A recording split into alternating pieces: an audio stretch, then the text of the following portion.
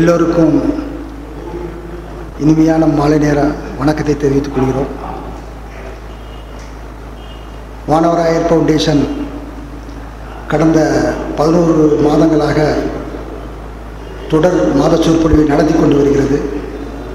குறிப்பாக கொங்கு நாட்டு வரலாறு மற்றும் கலாச்சாரத்தை வெளிக்கொணரும் முகமாக இந்த சொற்பொழிவு நடைபெற்று கொண்டு வருகிறது.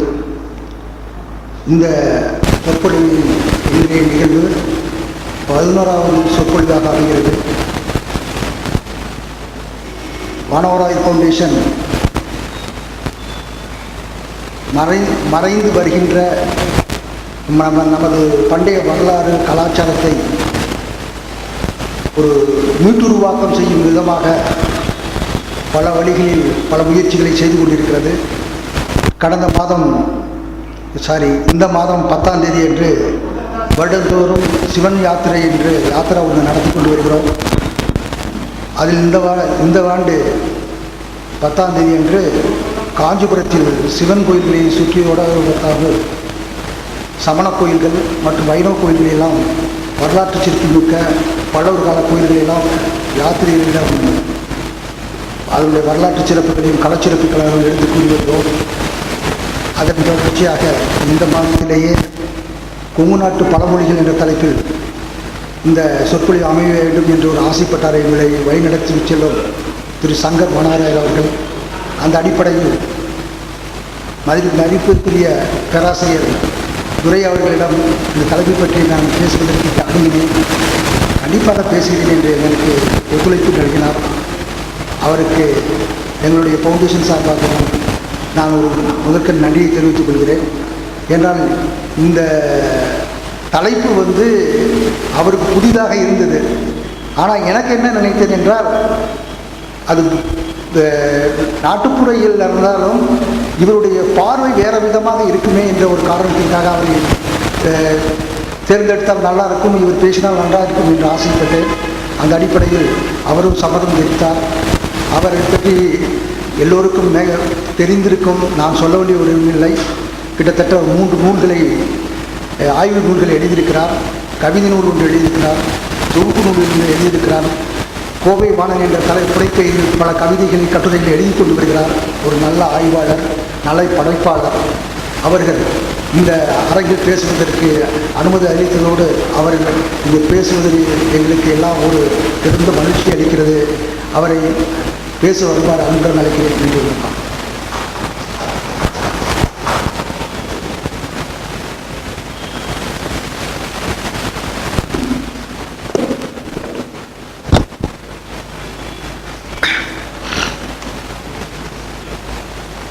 அன்பான நண்பர்களே, சில தினங்களுக்கு முன்பு அலைபேசியில் நண்பர் ஜெகதீஷ் அவர்கள் மாதிரி பழமொழிகளை, கொங்கு பழமொழிகளை பற்றி ஞானகுரு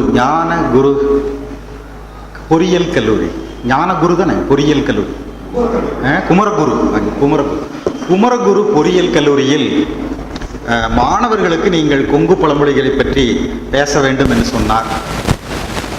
என்கிட்ட கொங்கு நாட்டு பழமொழிகளை பற்றி எதுவுமே கிடையாது அப்படின்னு, எல்லாம் நான் தர்றேன், உங்களுக்கு எல்லா புத்தகம் நான் தர்றேன் அப்படின்னாரு. அப்புறம் பசங்களுக்கு தானே குமரகுரு, பசங்களுக்கு தானே, மாணவர்களுக்கு தானே.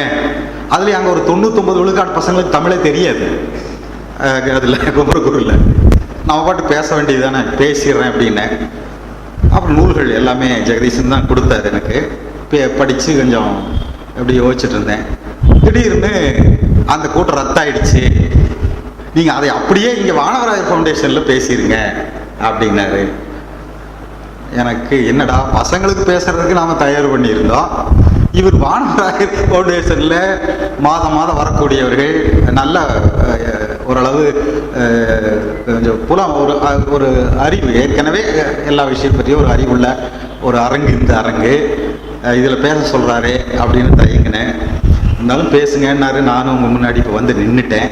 அதனால் இது ஏதோ பள்ளிக்கூடத்து பசங்களுக்கு பேசுகிற மாதிரி அந்த தரத்தில் ஏதாவது இருந்துட்டா அதுக்கு நான் பொறுப்பு கிடையாது, ஜெகதீஷ் தான் பொறுப்பு.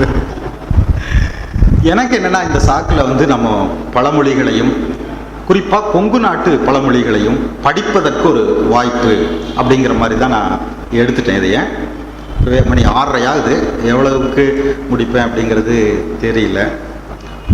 கடந்த செவ்வாய்க்கிழமை அன்னைக்கு நம்ம இந்த கோவை மெடிக்கல் சென்டர் ஹாஸ்பிட்டல் உடைய அந்த செயலர் டாக்டர் நல்லா பழனிச்சாமி ஒரு நிகழ்ச்சி ஏற்பாடு பண்ணியிருந்தார். அவங்க கல்லூரியில் என்ஜிபி கல்லூரி ஒரு மாபெரும் விழா.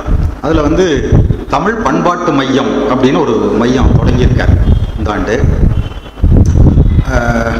அதுக்கு வைப்பு நிதி மட்டும் எவ்வளோ வச்சுருக்காங்க தெரியுங்களா? 5 கோடி. 5 கோடி ரூபா வைப்பு தொகை வச்சு தமிழ் பண்பாட்டு மையம் அப்படிங்கிற பேரில் செயல்பட ஆரம்பிச்சிருக்கிறாங்க. அது ரொம்ப நமக்கு ஒரு வகையில் மகிழ்ச்சியாக இருக்குது. அதனுடைய செயல்பாடு எதிர்காலத்தில் எப்படி இருக்குன்னு சொல்லிட்டு நம்ம பார்க்கத்தான் போகிறோம். ஆனால் 5 கோடி ரூபா முதலீட்டில் நமக்கு ஒரு தமிழுக்காக, தமிழ் பண்பாட்டுக்காக ஒரு மையம் கோயம்புத்தூரில் ஆரம்பிச்சிருக்காங்க அப்படிங்கிறது ரொம்ப மகிழ்ச்சியான செய்தி. அதில் இந்த பத்திரிகையாளர் மாலன் ஒருத்தர் கேள்விப்பட்டிருப்பீங்க, புதிய தலைமுறை ஆசிரியர். அவர் பேசினார். அவர் ஒரு விஷயத்த சொன்னார். அந்த செய்தியிலிருந்து நான் தொடங்குறேன் நான் என்னுடைய பேச்சை.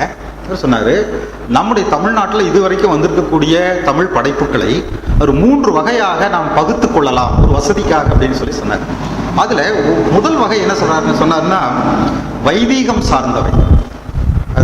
குறிப்பாக சங்க இலக்கியத்துக்கு பிறகு நம்ம பார்த்தோம்னா பெரும்பாலும் நம்முடைய படைப்புகள், தமிழ் படைப்புகள் வைதீகம் சார்ந்ததாகத்தான் பெரும்பாலும் இருந்தன.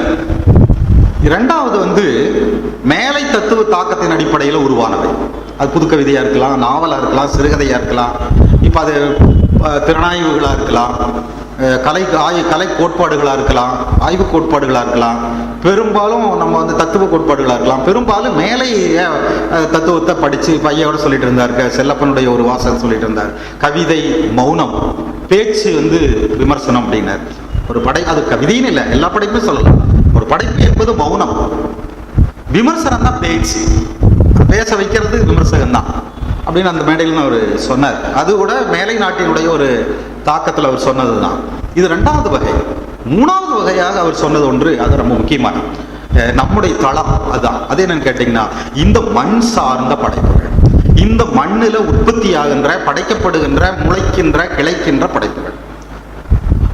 அப்படி இந்த மண் சார்ந்த படைப்புகள் இங்கே எப்படி எதிர்கொள்ளப்படுகிறது என்று சொன்னால், தொடக்கத்தில் நம்முடைய ஜெகதீசன் சொன்னது போல அப்படி ஒன்றும் பெருசாக அது பற்றியான ஒரு பிரஜை உணர்வு நமக்கு கிடையாது. இப்போ தமிழ்நாட்டில் இருக்கக்கூடிய கல்வெட்டுகளை பற்றியோ அல்லது செப்பேடுகளை பற்றியோ ஓவியங்களை பற்றியோ ஒன்றும் பெரிய அளவுக்கு பிரஜை கிடையாது. ஏதோ ஒன்று ஜெகதீசனை போல ஒருத்தர் 2 பேர், பூங்குன்றனை போல ஒருத்தர் 2 பேர் தான் அந்த அருமை பெருமைகளை பேசிக்கொண்டிருக்கிறார்களே ஒழிய, நம்மளுகளை துணி துவைக்கிறது போட்டாங்க. கல்வெட்டு உள்ள அந்த பாறைகளை எல்லாம் துணி துவைக்கிறதுக்கு, அப்புறம் வாசப்படிக்கு இதெல்லாம் போட்டு எல்லாம் பெயிண்ட்டை பூசி விட்டுருக்குறாங்க. எவ்வளவு முக்கியமான கவனத்தில் எடுத்துக்கொள்ள வேண்டிய பல விஷயங்கள் இன்றைக்கு வரைக்குமே கவனிக்கப்படாமல் தான் இருக்கின்றது என்பதுதான் உண்மை. இப்ப இந்த மண் சார்ந்த படைப்பு என்று சொல்லப்படுவது எழுத்து மட்டுமல்ல, பேச்சும் சேர்ந்துதான். எழுத்தாக அல்லது கல்லாக இருக்கிறது மட்டுமல்ல, பேச்சும் நம்முடைய அந்த இலக்கிய படைப்புகள் தான். ஆனால் இது பற்றியான ஒரு தகுதி, அதாவது அது தகுதி மதிப்பீடு அல்லது அதுக்கான மரியாதை இன்று வரை கிடையாது. இன்னுமே நம்ம தெருக்கூத்தை மதிக்கிறது கிடையாது. இன்னைக்குமே ஒப்பாரியவோ தாலாட்டையவோ அல்லது கூத்து பாடல்களையோ நாட்டுப்புற இன்னுமே நம்ம அதை ஒரு இந்த எழுத்து இலக்கியத்துக்கு சமமாக நம்ம கொண்டு நிறுத்தி இருக்கோம் அல்லது நினைக்கிறோம்னு சொல்ல முடியாது. ஏதோ இங்கிலீஷ்காரன் வந்த பின்னாடி அவன் ஏதோ கொஞ்சம் அதில் கவனம் எடுத்ததுனால தான் அது நம்மளுக்கு அதுக்கப்புறம் அது பேச ஆரம்பிச்சாங்க. இப்போ பழமொழிகளும் அப்படித்தான். பழமொழிகளையுமே முதல்ல இங்கே மிஷினரி பாதிரியார்கள் தான் தொகுக்க ஆரம்பிக்கிறான். நம்மளுக்கு ஒன்றும் அதை பற்றியான ஒரு பிரச்சனையே கிடையாது. அது இந்த சமூகத்தினுடைய எவ்வளோ பெரிய சொத்து, அது எவ்வளோ கருவூலம் அப்படிங்கிற மாதிரியான உணர்வு நமக்கு கிடையாது. அவன் தான் இங்கே பல வேலைகளை அவன் தான் ஆரம்பித்து வச்சான். பழமொழிகள் தொகுக்கிற வேலையை அவன் தான் ஆரம்பித்து வச்சான், அந்த மிஷினரி பாதிரியார்கள். இப்போ அவனுக்கு ஒன்றும் பெரிய தமிழில் இந்த மாதிரி எல்லாம் இருக்குது, பழமொழிகள் இருக்குது, ரொம்ப அற்புதமாக இருக்குது, இதெல்லாம் எடுத்து நம்ம சொல்லணும், பதிவு பண்ணணும் அப்படிங்கிற நோக்கத்துக்காக அவன் பண்ண கிடையாது. அவனுக்கு என்னன்னா, இங்கே இருக்கிற தமிழர்களோடு உரையாடுவதற்கான அதுக்கு உதவிகரமாக இருக்கக்கூடியது பழமொழின்னு தான் அவன் அதை தொகுக்க ஆரம்பிக்கிறான். ஏன்னா மக்கள்கிட்ட தமிழர்கள்ட்ட பேசுகிற பொழுது அல்லது அவங்க பேச்சை கேட்கிற பொழுது பழமொழிகள் இல்லாமல் இல்லை. அப்போ பழமொழிகளை விளங்கி கொண்டால்தான், அதை நாமும் கற்றுக்கொண்டால்தான் அவனோடு நாம் ஒரு உரையாடலை நிகழ்த்த முடியும் என்பதற்காக தொகுக்க ஆரம்பிக்கிறார்கள். சரி, அது அந்த ஒரு வகையில் நமக்கு நன்மையாக போச்சு. பாதிரியார்கள் நிறைய, அது யாராவது நான் பிறகு சொல்கிறேன். அதுக்கப்புறம் தான் நம்ம ஆட்கள் தொகுக்க வருகிறார்கள். அப்படி நம்ம ஆட்கள் தொகுத்ததுலேயும் ஏராளமான குளறுபடிகள், கோளாறுகள் இதோடு தான் தொகுத்துருக்கிறார்கள். அது என்னங்கிறதையும் நான் இறுதியில் சொல்கிறேன். முதல்ல இப்போ பழமொழி அப்படிங்கிறது எப்படி உருவாகுது, ஒரு படைப்புங்கிறது எப்படி உருவாகுது நமக்கு தெரியும். ஒரு நாவலோ சிறுகதையோ அல்லது ஒரு காப்பியமோ எப்படி உருவாகுது அப்படிங்கிறது நமக்கு தெரியும். ஒரு பழமொழி எப்படி ஒரு சமூகத்தில் உருவாகுது என்று சொன்னால், பழமொழி குறிப்பிடும் அனுபவத்தை ஒவ்வொருவரும் தம் வாழ்க்கையில் பெற்றிருப்பர். ஏதோ ஒரு பழமொழி சொன்னோம்னா உடனே ஆமா ஆமா அப்படிதான் அப்படின்னு நம்முடைய அனுபவத்திலிருந்தே நாம் உணர முடியும். இப்போ எனக்கு இளம் பருவத்தில், இளமை காலத்தில் எனக்கு இந்த நீதி இலக்கியங்களை படிக்கிறதே பிடிக்காது.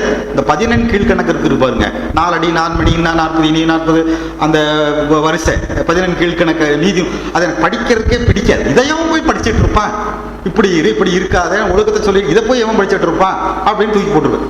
இப்போ 58 வயசான பின்னாடி எனக்கு அதுதான் பிடிக்குது. அதை தவிர வேற எதுவும் பிடிக்க மாட்டேங்குது. நீதி நூல்கள் படிக்கிற பொழுது நான் 58 வருஷம் வாழ்ந்து அனுபவிச்சு நான் உணர்ந்த விஷயங்களை அவ்வளோ அழகா சொல்றான். ஆஹா, என்ன அருமையா சொல்லியிருக்கான்னு இப்ப எனக்கு தோணுது. அப்போ ஒருத்தருடைய வாழ்க்கையிலையும் அது நடந்ததுதான், அது சேர்ந்தது தான். அந்த அனுபவங்களை எல்லோராலும் சிறப்பாக வெளியிட இயலவில்லை. யாரோ ஒருவன் அல்லது யாரோ ஒருத்தி அழகு மிக்க வாக்காக வெளிப்படும் போது அதனை மக்கள் அனைவரும் மீண்டும் மீண்டும் பயன்படுத்தி பழமொழி ஆக்கி விடுகின்றனர். அப்ப யாரோ ஒருத்தர் தான் அதை வெளிப்படுத்துறாங்க. அது எல்லாத்துடைய வாழ்க்கையிலேயும் வெளிப்படக்கூடிய ஒரு அனுபவம். அதை நாம் திருப்பி சொல்லி பயின்று அதை நாம் பழமொழியாக ஆக்குகிறோம். சீரிய கூறிய மொழிகள் முன்னோர்தம் சொத்தாக மக்களால் வழியாக போற்றி பாதுகாக்கப்படுகின்றன. நம்முடைய சொத்துக்கள்ல பழமொழியும் ஒரு சொத்து தான் அப்படிங்கிறது பழமொழியை படிக்கிற பொழுது நாம உணர்வோம். இப்ப பழமொழி அப்படிங்கிறது என்ன செய்கிறது, இதை ரொம்ப அக்கறையாக இதை எடுத்து ஆய்வு செஞ்சவர் டாக்டர் தே. லூர்து என்பவர். நாட்டுப்புறவியல்ல அதிக அக்கறை எடுத்து பேசினவர் டாக்டர் தே. லூர்து. இப்போ சமீபத்தில் தான் அவர் இறந்தார். மருத்துவத்துக்கு கூட இங்கே தான் வந்திருந்தார். கோவையில் தான் தங்கி மருத்துவம் பார்த்து கொண்டிருந்தார். அவர் இதை 3 வகையாக ஆய்வு செய்தார்.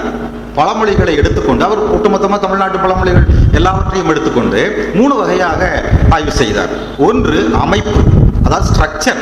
ஒரு பழமொழி எப்படி அமைஞ்சிருக்குது, அதனுடைய ஸ்ட்ரக்சர் எப்படி இருக்கு, எப்படி எல்லாம் அது இருக்குங்கிறத விரிவாக ஆராய்ச்சி செஞ்சிருக்கார். 2வது பொருண்மை, அது என்ன விஷயத்தை சொல்லுது, பழமொழிகள் என்ன மாதிரியான விஷயத்தை வெளிப்படுத்துது அப்படிங்கிறது பொருண்மைங்கிற தலைப்பில் ஆய்வு செஞ்சிருக்கார். 3வது செயல்பாடு, ஃபங்க்ஷன், அது எப்படி ஒரு சமூகத்தில் அல்லது ஒரு தனி மனிதனிடத்தில் எப்படி அது ஃபங்க்ஷன் ஆகுது அப்படிங்கிறது செஞ்சிருக்கார். இப்படி 3 வகையாக ஆய்வு செஞ்சிருக்காரு. இப்போ நான் எனக்கு இருக்கிற நேரத்தில் பொருண்மை பற்றி நான் மட்டும் எடுத்திருக்கிறேன். கொங்கு நாட்டு பழமொழிகள் எந்த மாதிரியான விஷயங்களை அது வெளிப்படுத்துது, அதுக்கு பின்னாடி இருக்கக்கூடிய ஒரு சமுதாய அமைப்பு அல்லது சமூக செயல்பாடு என்ன அப்படிங்கிறத மட்டும் நான் இப்போ கவனத்தில் எடுத்துக்கொண்டிருக்கிறேன். ஒட்டுமொத்தமாக நாம் பழமொழியை பற்றி ஒரு மதிப்பீடு வருவது என்று சொன்னால், இது தொன்மையானது, வாழையடி வாழையாக வாய்மொழியாகவே வழங்கி வருகின்றது, ஒரே மூச்சில் சொல்லக்கூடிய அளவிற்கு சுருக்கமானது, நீண்ட பட்டறிவின் அடிப்படையில் அமைந்தது, உண்மையை உணர்த்துவது. கூச்சம் இருக்கு, அது கூச்சப்படாது, தயங்காது, பயப்படாது, நேருக்கு நேர் அது பேசும். மற்றது அப்படி இல்லை. எல்லாருக்கும் விளங்கக்கூடிய எளிய சொற்களாலும் எளிய நடையாலும் அது அமையும். நினைவில் வைத்துக் கொள்வதற்கு உற்ற முறையில் அது அமைந்திருக்கும். மாந்தனுடைய எண்ணத்தை எடுத்துரைப்பது, உணர்ச்சியை உணர வைப்பது, மனித பண்பாட்டை காட்டுவது, ஓங்கி உயர்ந்து வளர்ந்திருக்கின்ற பனைமரத்தின் முழு உருவத்தையும் அருகில் உள்ள பனித்துளி தன்னுள் அடக்கி தெளிவாக காட்டுவதைப் போல மாந்த வாழ்க்கை வரலாறு முழுவதையும் காட்ட வல்லது. பழமொழி கருத்து கருவூலம், எண்ணங்களின் சாரம், அறிவு பெட்டகம், வாழ்க்கைக்கு வழிகாட்டி, உலகெங்கும் பரவியுள்ள பொது மொழி. உலகத்தில் இருக்கிற எல்லா மொழிகளிலுமே இந்த பழமொழி இருக்கிறது. காலத்தால் தொன்மொழி, பயனால் நன்மொழி, எல்லோருக்கும் ஏற்ற இன்மொழி. சரி, இப்பேற்பட்ட இந்த பழமொழி தமிழ்ல வந்து எப்படி எதிர்கொள்ளப்பட்டிருக்கிறது என்று சொன்னால், வேறு வேறு சொற்களால் எல்லாம் இது வந்து பயிலப்பட்டிருக்கிறது. உதாரணமா பிங்கள நிகண்டுன்னு ஒரு நிகண்டுன்னு உங்களுக்கு என்ன தெரியும், நம்முடைய அகராதியினுடைய தொடக்க கால அமைப்பு செய்யுள்ளியே இருக்கும். ஒரு சொல்லுக்கு பொருள், இப்போ அகராதியில் ஒரு சொல் இருக்கு, அதுக்கு என்னென்ன பொருள்னு இருக்குது. தொடக்க காலத்தில் வந்து செய்யுள்ளியே இருக்கும். ஒரு செய்யுளுக்கு என்னென்ன பொருள்னு செய்யுள்ளியே இருக்கும், அதுக்கு பேர் தான் நிகண்டு. இப்போ தமிழ் அகராதி இப்போ நம்ம வந்துட்டோம், வந்த இப்போ அகராதி அப்படின்னு தான் நம்ம போடுறோம். எனக்கு ரொம்ப ஆச்சரியம் என்னன்னு கேட்டிங்கன்னா, சமீபத்தில் மலையாளம் படிக்க போனேன். நான் கொஞ்ச நாள் மலையாளம் படித்தேன். படிக்கிற பொழுது அந்த ஆசிரியர் வந்து எனக்கு ஒரு அகராதி வாங்கி கொடுத்தார். மலையாளம், இங்கிலீஷ், தமிழ் அப்படி ஒரு அகராதி கொடுத்தார். பார்த்தாங்க, அவன் நிகண்டுன்னு தாங்க போட்டிருக்கான். பாருங்க, அதை அவன் எடுத்துட்டான். நீங்க மலையாளத்துல வந்து அகராதி கிடையாது, டிக்ஷனரி கிடையாது, நிகண்டுன்னு தான் போட்டிருக்கிறான். எனக்கு ரொம்ப வியப்பா இருந்தது. நம்முடைய தமிழ் சொல்ல அவன் எடுத்துட்டான், அவன் நிகண்டுன்னு பயன்படுத்திட்டு இருக்கிறான். நாம வந்து அகராதியை வந்து பயன்படுத்திட்டு இருக்கிறோம். சரி, இப்ப வந்து நிகண்டுல இதுக்கு வந்து என்ன விளக்கம் சொல்லுகிறார்கள் என்றால், மொழிமை, மூதுரை, முன்சொல், பழஞ்சொல், முதுசொல் என்பர் பழமொழியும் ஆமே. பழமொழியும் ஆமே, அது வந்து கடைசியை தான் சொல்றாரு. பழமொழின்னு சொல்லுவாங்க, ஆனா இயல்பாக இதற்கு மொழிமை, மூதுரை, முன்சொல், பழஞ்சொல், முதுசொல் என்றுதான் பெயர் என்று பிங்கள நிகண்டு கூறுகிறது. ஆங்கிலத்தில் வந்து இதுக்கு ப்ரோவெர்ப் என்று சொல்லுகிறார்கள். அது ரொம்ப ஆழமா இருக்கு அந்த அந்த வார்த்தை. இங்கிலீஷ் பழமொழி, இப்போ நமக்கு பழமொழினா பழைய மொழி, மூதுரைனா ரொம்ப முன்னாடியான மொழி, இப்படி ஒவ்வொன்றுக்கு அப்படி தான் அர்த்தம் வருது.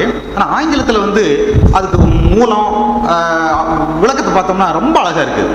அதுக்கு என்ன சொல்கிறான்னு கேட்டிங்கன்னா, ப்ரோவெர்ப் அப்படின்னு இங்கிலீஷில் சொல்கிறான். இந்த ப்ரோவெர்ப் லத்தீன் சொல்லிலிருந்து வந்ததுன்னு சொல்கிறான். அதுக்கு அர்த்தத்தை வந்து பார்த்தீங்கன்னா மாற்று சொல் அப்படின்னு அர்த்தம். இப்போ நீங்கள் நேரடியாக ஒரு விஷயத்தை நம்ம வந்து சொல்ல முடியாது. இப்போ எனக்கு நீங்கள் வந்து ஒரு அறிவுரை சொல்லணும் அப்படின்னா நேரடியாக நீங்கள் சொல்ல முடியாது, தயங்குவீங்க. ஆனால் பழமொழியை நீங்கள் போட்டுடலாம், டக்குன்னு நீங்கள் பழமொழி போடலாம். அது வந்து எனக்கு அது வந்து நீங்கள் என்ன தாக்குற மாதிரியே இருக்காது, அது பழமொழி தானே, ஆனால் அது எனக்குரியதாகவும் இருக்கும். இப்போ மாற்று சொல் அப்படிங்கிறான். இது நான் யோசிச்சு பார்த்தேன், இது பழமொழிக்கு மட்டும் இல்லை, கலை இலக்கியம் எல்லாத்துக்கும் அப்படிதான். ஒரு கலை என்பது, ஒரு இலக்கியம் என்பது நேரடியாக ஒரு விஷயத்தை சொல்லாது, சொல்ல முடியாது. இன்னைக்கு நடந்து கொண்டிருக்கக்கூடிய விஷயங்களை நீங்க ஒரு கவிதையை எழுத முடியுமா? ஒரு கதையாக ஒரு வெளிப்படையாக பேச முடியுமா? எழுத முடியுமா? கட்டுரை எழுத முடியுமா? பேச்சா பேச முடியுமா? முடியாது. ஆனா நீங்க ஒரு கதை எழுதலாம், அதை வச்சு நீங்க ஒரு நாவல் எழுதலாம், அதை வச்சு ஒரு நாடகம் போடலாம். அப்ப என்னன்னா அதை மாற்று வடிவத்தில் கொடுக்குறீங்க. அப்ப நேரடியாக சொல்ல முடியாததை, தயங்குவதை, பிரச்சனைக்குரியதை மாற்று சொற்களில், மாற்று வடிவங்களில் நாம் தைரியமாக கொடுக்கலாம். அதை இது பண்ணுதுங்க. இது அந்த அந்த அர்த்தத்தில் அவன் பேர் வச்சிருக்கிறான், ப்ரோவெர்ப் அப்படின்னு. மாற்று சொல் அல்லது பதிலி அல்லது பதில் சொல் அப்படிங்கிற அர்த்தம் அந்த வார்த்தைக்கு ஆங்கிலத்தில் கொடுக்கிறார்கள். இதுக்கு வந்து ஒரு விஷயம் பாருங்க, இப்போ பழமொழிகள்னு சொன்னால் தமிழ்நாடு முழுக்க இருக்கு பழமொழிகள், எல்லா மாவட்டத்திலையும் இருக்கு. இப்போ நம்ம கொங்கு நாட்டு பழமொழிகள்னு தனியாக எடுத்து பேச வேண்டியது இருக்கு. இதுல ஒரு விஷயம் என்னன்னு கேட்டா, கொங்கு நாட்டு பழமொழிகள்னு இப்போ நம்ம பேசுறது எடுத்துக்கிறது எல்லாமே கொங்கு நாட்டில் மட்டும் வழங்குற பழமொழிகள் அல்ல. தமிழ்நாட்டில் எல்லா மாவட்டங்கள்லையும் இந்த பழமொழிகள் இருக்குது. கொங்கு நாட்டுக்கே உள்ள பழமொழிகள் சிலது இருக்குது. அது நான் சில உதாரணம் இறுதியில் அதுக்கு கொஞ்சம் உதாரணம் நான் கொடுக்குறேன். நான் அது கொங்கு நாட்டில் மட்டும்தான் இருக்க முடியும், வேற எங்கேயும் அந்த பழமொழி இருக்க முடியாது. ஆனால் எல்லா மாவட்டங்களிலும் இருக்கக்கூடிய பழமொழிகள் கொங்கு நாட்டிலையும் உண்டு. இப்படி இப்படி பிரிச்சு நாம பார்த்துக்க வேண்டியதா இருக்கு. இப்போ அதனால பார்த்தீங்கன்னா, இப்போ நெல்லை மாவட்டம்னு வச்சுங்க, அங்கே பார்த்தீங்கன்னா சொலவடைப்பாங்க. இப்போ ராமநாதபுரம் மாவட்டத்தில் பார்த்தீங்கன்னா உவகதை அப்படிம்பாங்க. இப்போ சேலத்தில் எடுத்துட்டீங்கன்னா சொலவாந்திரம். கோயம்புத்தூர் மாவட்டத்தில், கோவை மாவட்டத்தில் என்னங்க கொங்கு நாட்டில் என்னங்க சொல்றாங்க பழமொழிக்கு? கொங்கு நாட்டில், கோவையில் பழமொழிக்கு ஒவ்வொரு மாதிரி சொலவடை, உவகதை, சொலவாந்திரம். இப்போ கரிசல் காட்டு பகுதியில் பார்த்தீங்கன்னா சொலவம் அப்படிங்கிறாங்க. கொங்கு நாட்டில், கோவையில் பழமொழிக்கு என்ன சொல்லை கையாளுகிறார்? ஒப்புத்தடம். ஒப்புத்தடம் எனக்கு நாம் அது கேட்ட மாதிரி இல்லையே, எனக்கு ரொம்ப வியப்பா இருந்தது. ஒப்புத்தடம். இப்போ பழமொழிகளை பொறுத்தளவில் பார்த்தீங்கன்னா, இப்போ நான் ஒரு வகையில் இந்த மண்ணோட கொஞ்சம் ஒட்டாத ஆளு. நான் பிறந்து வளர்ந்தது இங்கே இந்த ஊர் தான், ஆனால் படித்தது, வேலை செஞ்சது எல்லாமே வெளி மாவட்டங்கள். அதனால் இந்த மண்ணோடு, இந்த மக்களோடு எனக்கு இருந்த உறவு என்பது குறைச்சல். அதனாலேயே இங்கே இருக்கிற இந்த பயின்று வரக்கூடிய பழமொழிகள் எனக்கு வந்து பயிற்சியானது ரொம்ப குறைச்சல். இப்போ நான் பேசுகிறதே வந்து புஸ்தகத்தில் வந்து கொங்கு நாட்டு பழமொழிகள்னு வந்து படித்து போட்டு அதை வச்சுட்டு தான் நான் பேசுகிறேன். என்னுடைய வாழ்க்கையில நான் எதிர்கொண்ட பழமொழிகள் அப்படிங்கிறது ரொம்ப குறைவு. அது ஒரு 3-4 தான் இருக்கும். அந்த 4 பழமொழிகளை கூட நான் இப்போ இடையில் நான் சொல்றேன் நான். எனவே இந்த மண்ணோடு இரண்டரை கலந்து இருக்கக்கூடிய ஒரு மனிதன் தான் இந்த பழமொழிகள் பூரா அவனோடு இரண்டரை கலக்க முடியும். அப்ப இங்க ஒப்புத்தடம்னு கோவையில சொல்லுவதாக சொல்லுகிறார்கள். சரி, அதுக்கப்புறம் இப்ப நம்ம எதை எடுத்து ஆராய்ச்சிக்கு எடுத்தாலும் தொல்காப்பியத்தில் இருக்குதான ஒரு கேள்வி வரும். நம்முடைய ஆராய்ச்சி எங்கிருந்து ஆரம்பிக்குன்னா தொல்காப்பியத்திலிருந்து தான் நம்முடைய எல்லா ஆராய்ச்சியும் ஆரம்பிப்போம். அதுக்கு ஒரு காரணம் இருக்குது. நமக்கு கிடைச்ச தொன்மையான இலக்கண நூல் தொல்காப்பியம் தான். அதுல ஏதாவது இதை பற்றி குறிப்பு இருக்குதா அப்படின்னு அது தொல்காப்பியத்தில் இருக்குதான்னு கேட்கறதுக்கு இன்னொரு காரணம், தொல்காப்பியமே அதற்கு முன்னாடி 500 ஆண்டு 1000 ஆண்டு புழக்கத்தில் இருந்த பயிற்சியில் இருந்தவற்றை அது எடுத்துட்டு தான் அவன் வந்து தொல்காப்பியம் எழுதுறான். தொல்காப்பி திடீர்னு உட்கார்ந்த உடனே எல்லாம் எழுதல. அப்ப நமக்கு தொன்மையாக இது பற்றி ஏதாவது குறிப்பு இருக்குதா அப்படின்னு கேட்கிற பொழுது தொல்காப்பியத்தில் இதுக்கான குறிப்பு இருக்குதா என்று பார்க்கிற பொழுது ரொம்ப அற்புதமாக இருக்கிறது. தொல்காப்பியத்துல ரொம்ப அருமை, முதுமொழிங்கிறார். தொல்காப்பியர் வந்து அதுக்கு முதுமொழி அப்படின்னு ஒரு வார்த்தை கொடுக்கறது மட்டும் இல்லைங்க, அதுக்கு வந்து இலக்கணம் சொல்றாரு. அது எந்த மாதிரியான ஒரு இதா இலக்கிய வகையில ஒன்னா சேர்த்துறாரு. தொல்காப்பியர் வந்து இலக்கிய வகைகள்ல இந்த முதுமொழியும் சேர்க்கிறார். அதுக்கு இலக்கணம் சொல்றாரு. அது எப்படி இருக்கும்னா, நுண்மையும் சுருக்கமும் ஒளி உடைமையும் எண்மையும் என்று இவை விளங்கத் தோன்றி குறித்த பொருளை முடித்தற்கு வரும் ஏது நுதலிய முதுமொழி என்ப. இது விளக்கம் சொல்ல வேண்டிய அவசியம் இல்லைன்னு நினைக்கிறேன். நான் வந்து உரையாசிரியர்கள் மற்ற எல்லாம் ஒவ்வொருத்தருடைய விளக்கம் எழுதிட்டு வந்தேன். நுட்பம்னா என்ன, சுருக்கம்னா என்ன, ஒளி உடைமைனா என்ன, எண்மைனா என்ன, குறித்த பொருளை முடித்தற்கு வருதல்னா என்ன, ஏதுன்னா என்ன, அதுக்கு உரையாசிரியர் சொல்லுகிற விளக்கம் ரொம்ப இன்னும் அருமையா இருக்கும். அது நான் இப்போ நேரம் இல்லாதனால நான் அதை விட்டுறேன். இதே உங்களுக்கு ஓரளவுக்கு இந்த சொற்களை எளிமையாக விளங்கு. நுண்மை அது சொல்ல வேண்டியது, சுருக்கம், ஒளி உடைமை அது வந்து கிளாரிட்டி, அதை விளங்கச் செய்தல் அப்படின்னு சொல்றாங்க. அப்புறம் எண்மைனா எளிமை, சிம்பிளிசிட்டி, குறித்த பொருளை முடித்தற்கு வரும் ஏதுன்னா காரணம், ஏதாவது ஒரு காரணம் கருதி வருவது. இது மாதிரி வந்து முதுமொழிக்கு தொல்காப்பியர் மிக அருமையான விளக்கத்தை சொல்லியிருக்கிறார் என்பதும் கவனிக்க வேண்டும். சரி, இது எப்போ தமிழ் சூழல்ல எப்போ இதை வந்து கவனத்தில் எடுத்துக்கொண்டு அதை பதிவு செய்ய ஆரம்பிக்கிறார்கள் என்று சொன்னால், நமக்கு கிடைத்த முதல் தரவு வந்து பழமொழி 400. பழமொழி 400 ஆசிரியர் வந்து தமிழ்நாட்டில் இருக்கக்கூடிய பழமொழிகளை எல்லாம் தொகுத்து அதுல ஒரு 400 மட்டும் தேர்ந்தெடுக்கிறார். அதை தேர்ந்தெடுத்து அதை மட்டும் செய்யுள்ளா கொடுக்கிறார். அவர் கொடுக்குற பொழுது என்ன பண்ணிட்டாருன்னா, கொஞ்சம் அந்த யாப்புக்கு தகுந்த மாதிரி செய்யுள் நடைக்கு ஏற்றபடி அங்கங்கே சில சொற்கள் கொஞ்சம் மாற்றி இருக்கிறார். அந்த புழக்கத்தில் மக்கள் இடத்துல எப்படி இருந்ததோ அப்படியே அவர் கொடுக்கல. ஆனால் படிக்கிற பொழுது நமக்கு தெரியும் இது என்ன பழமொழி.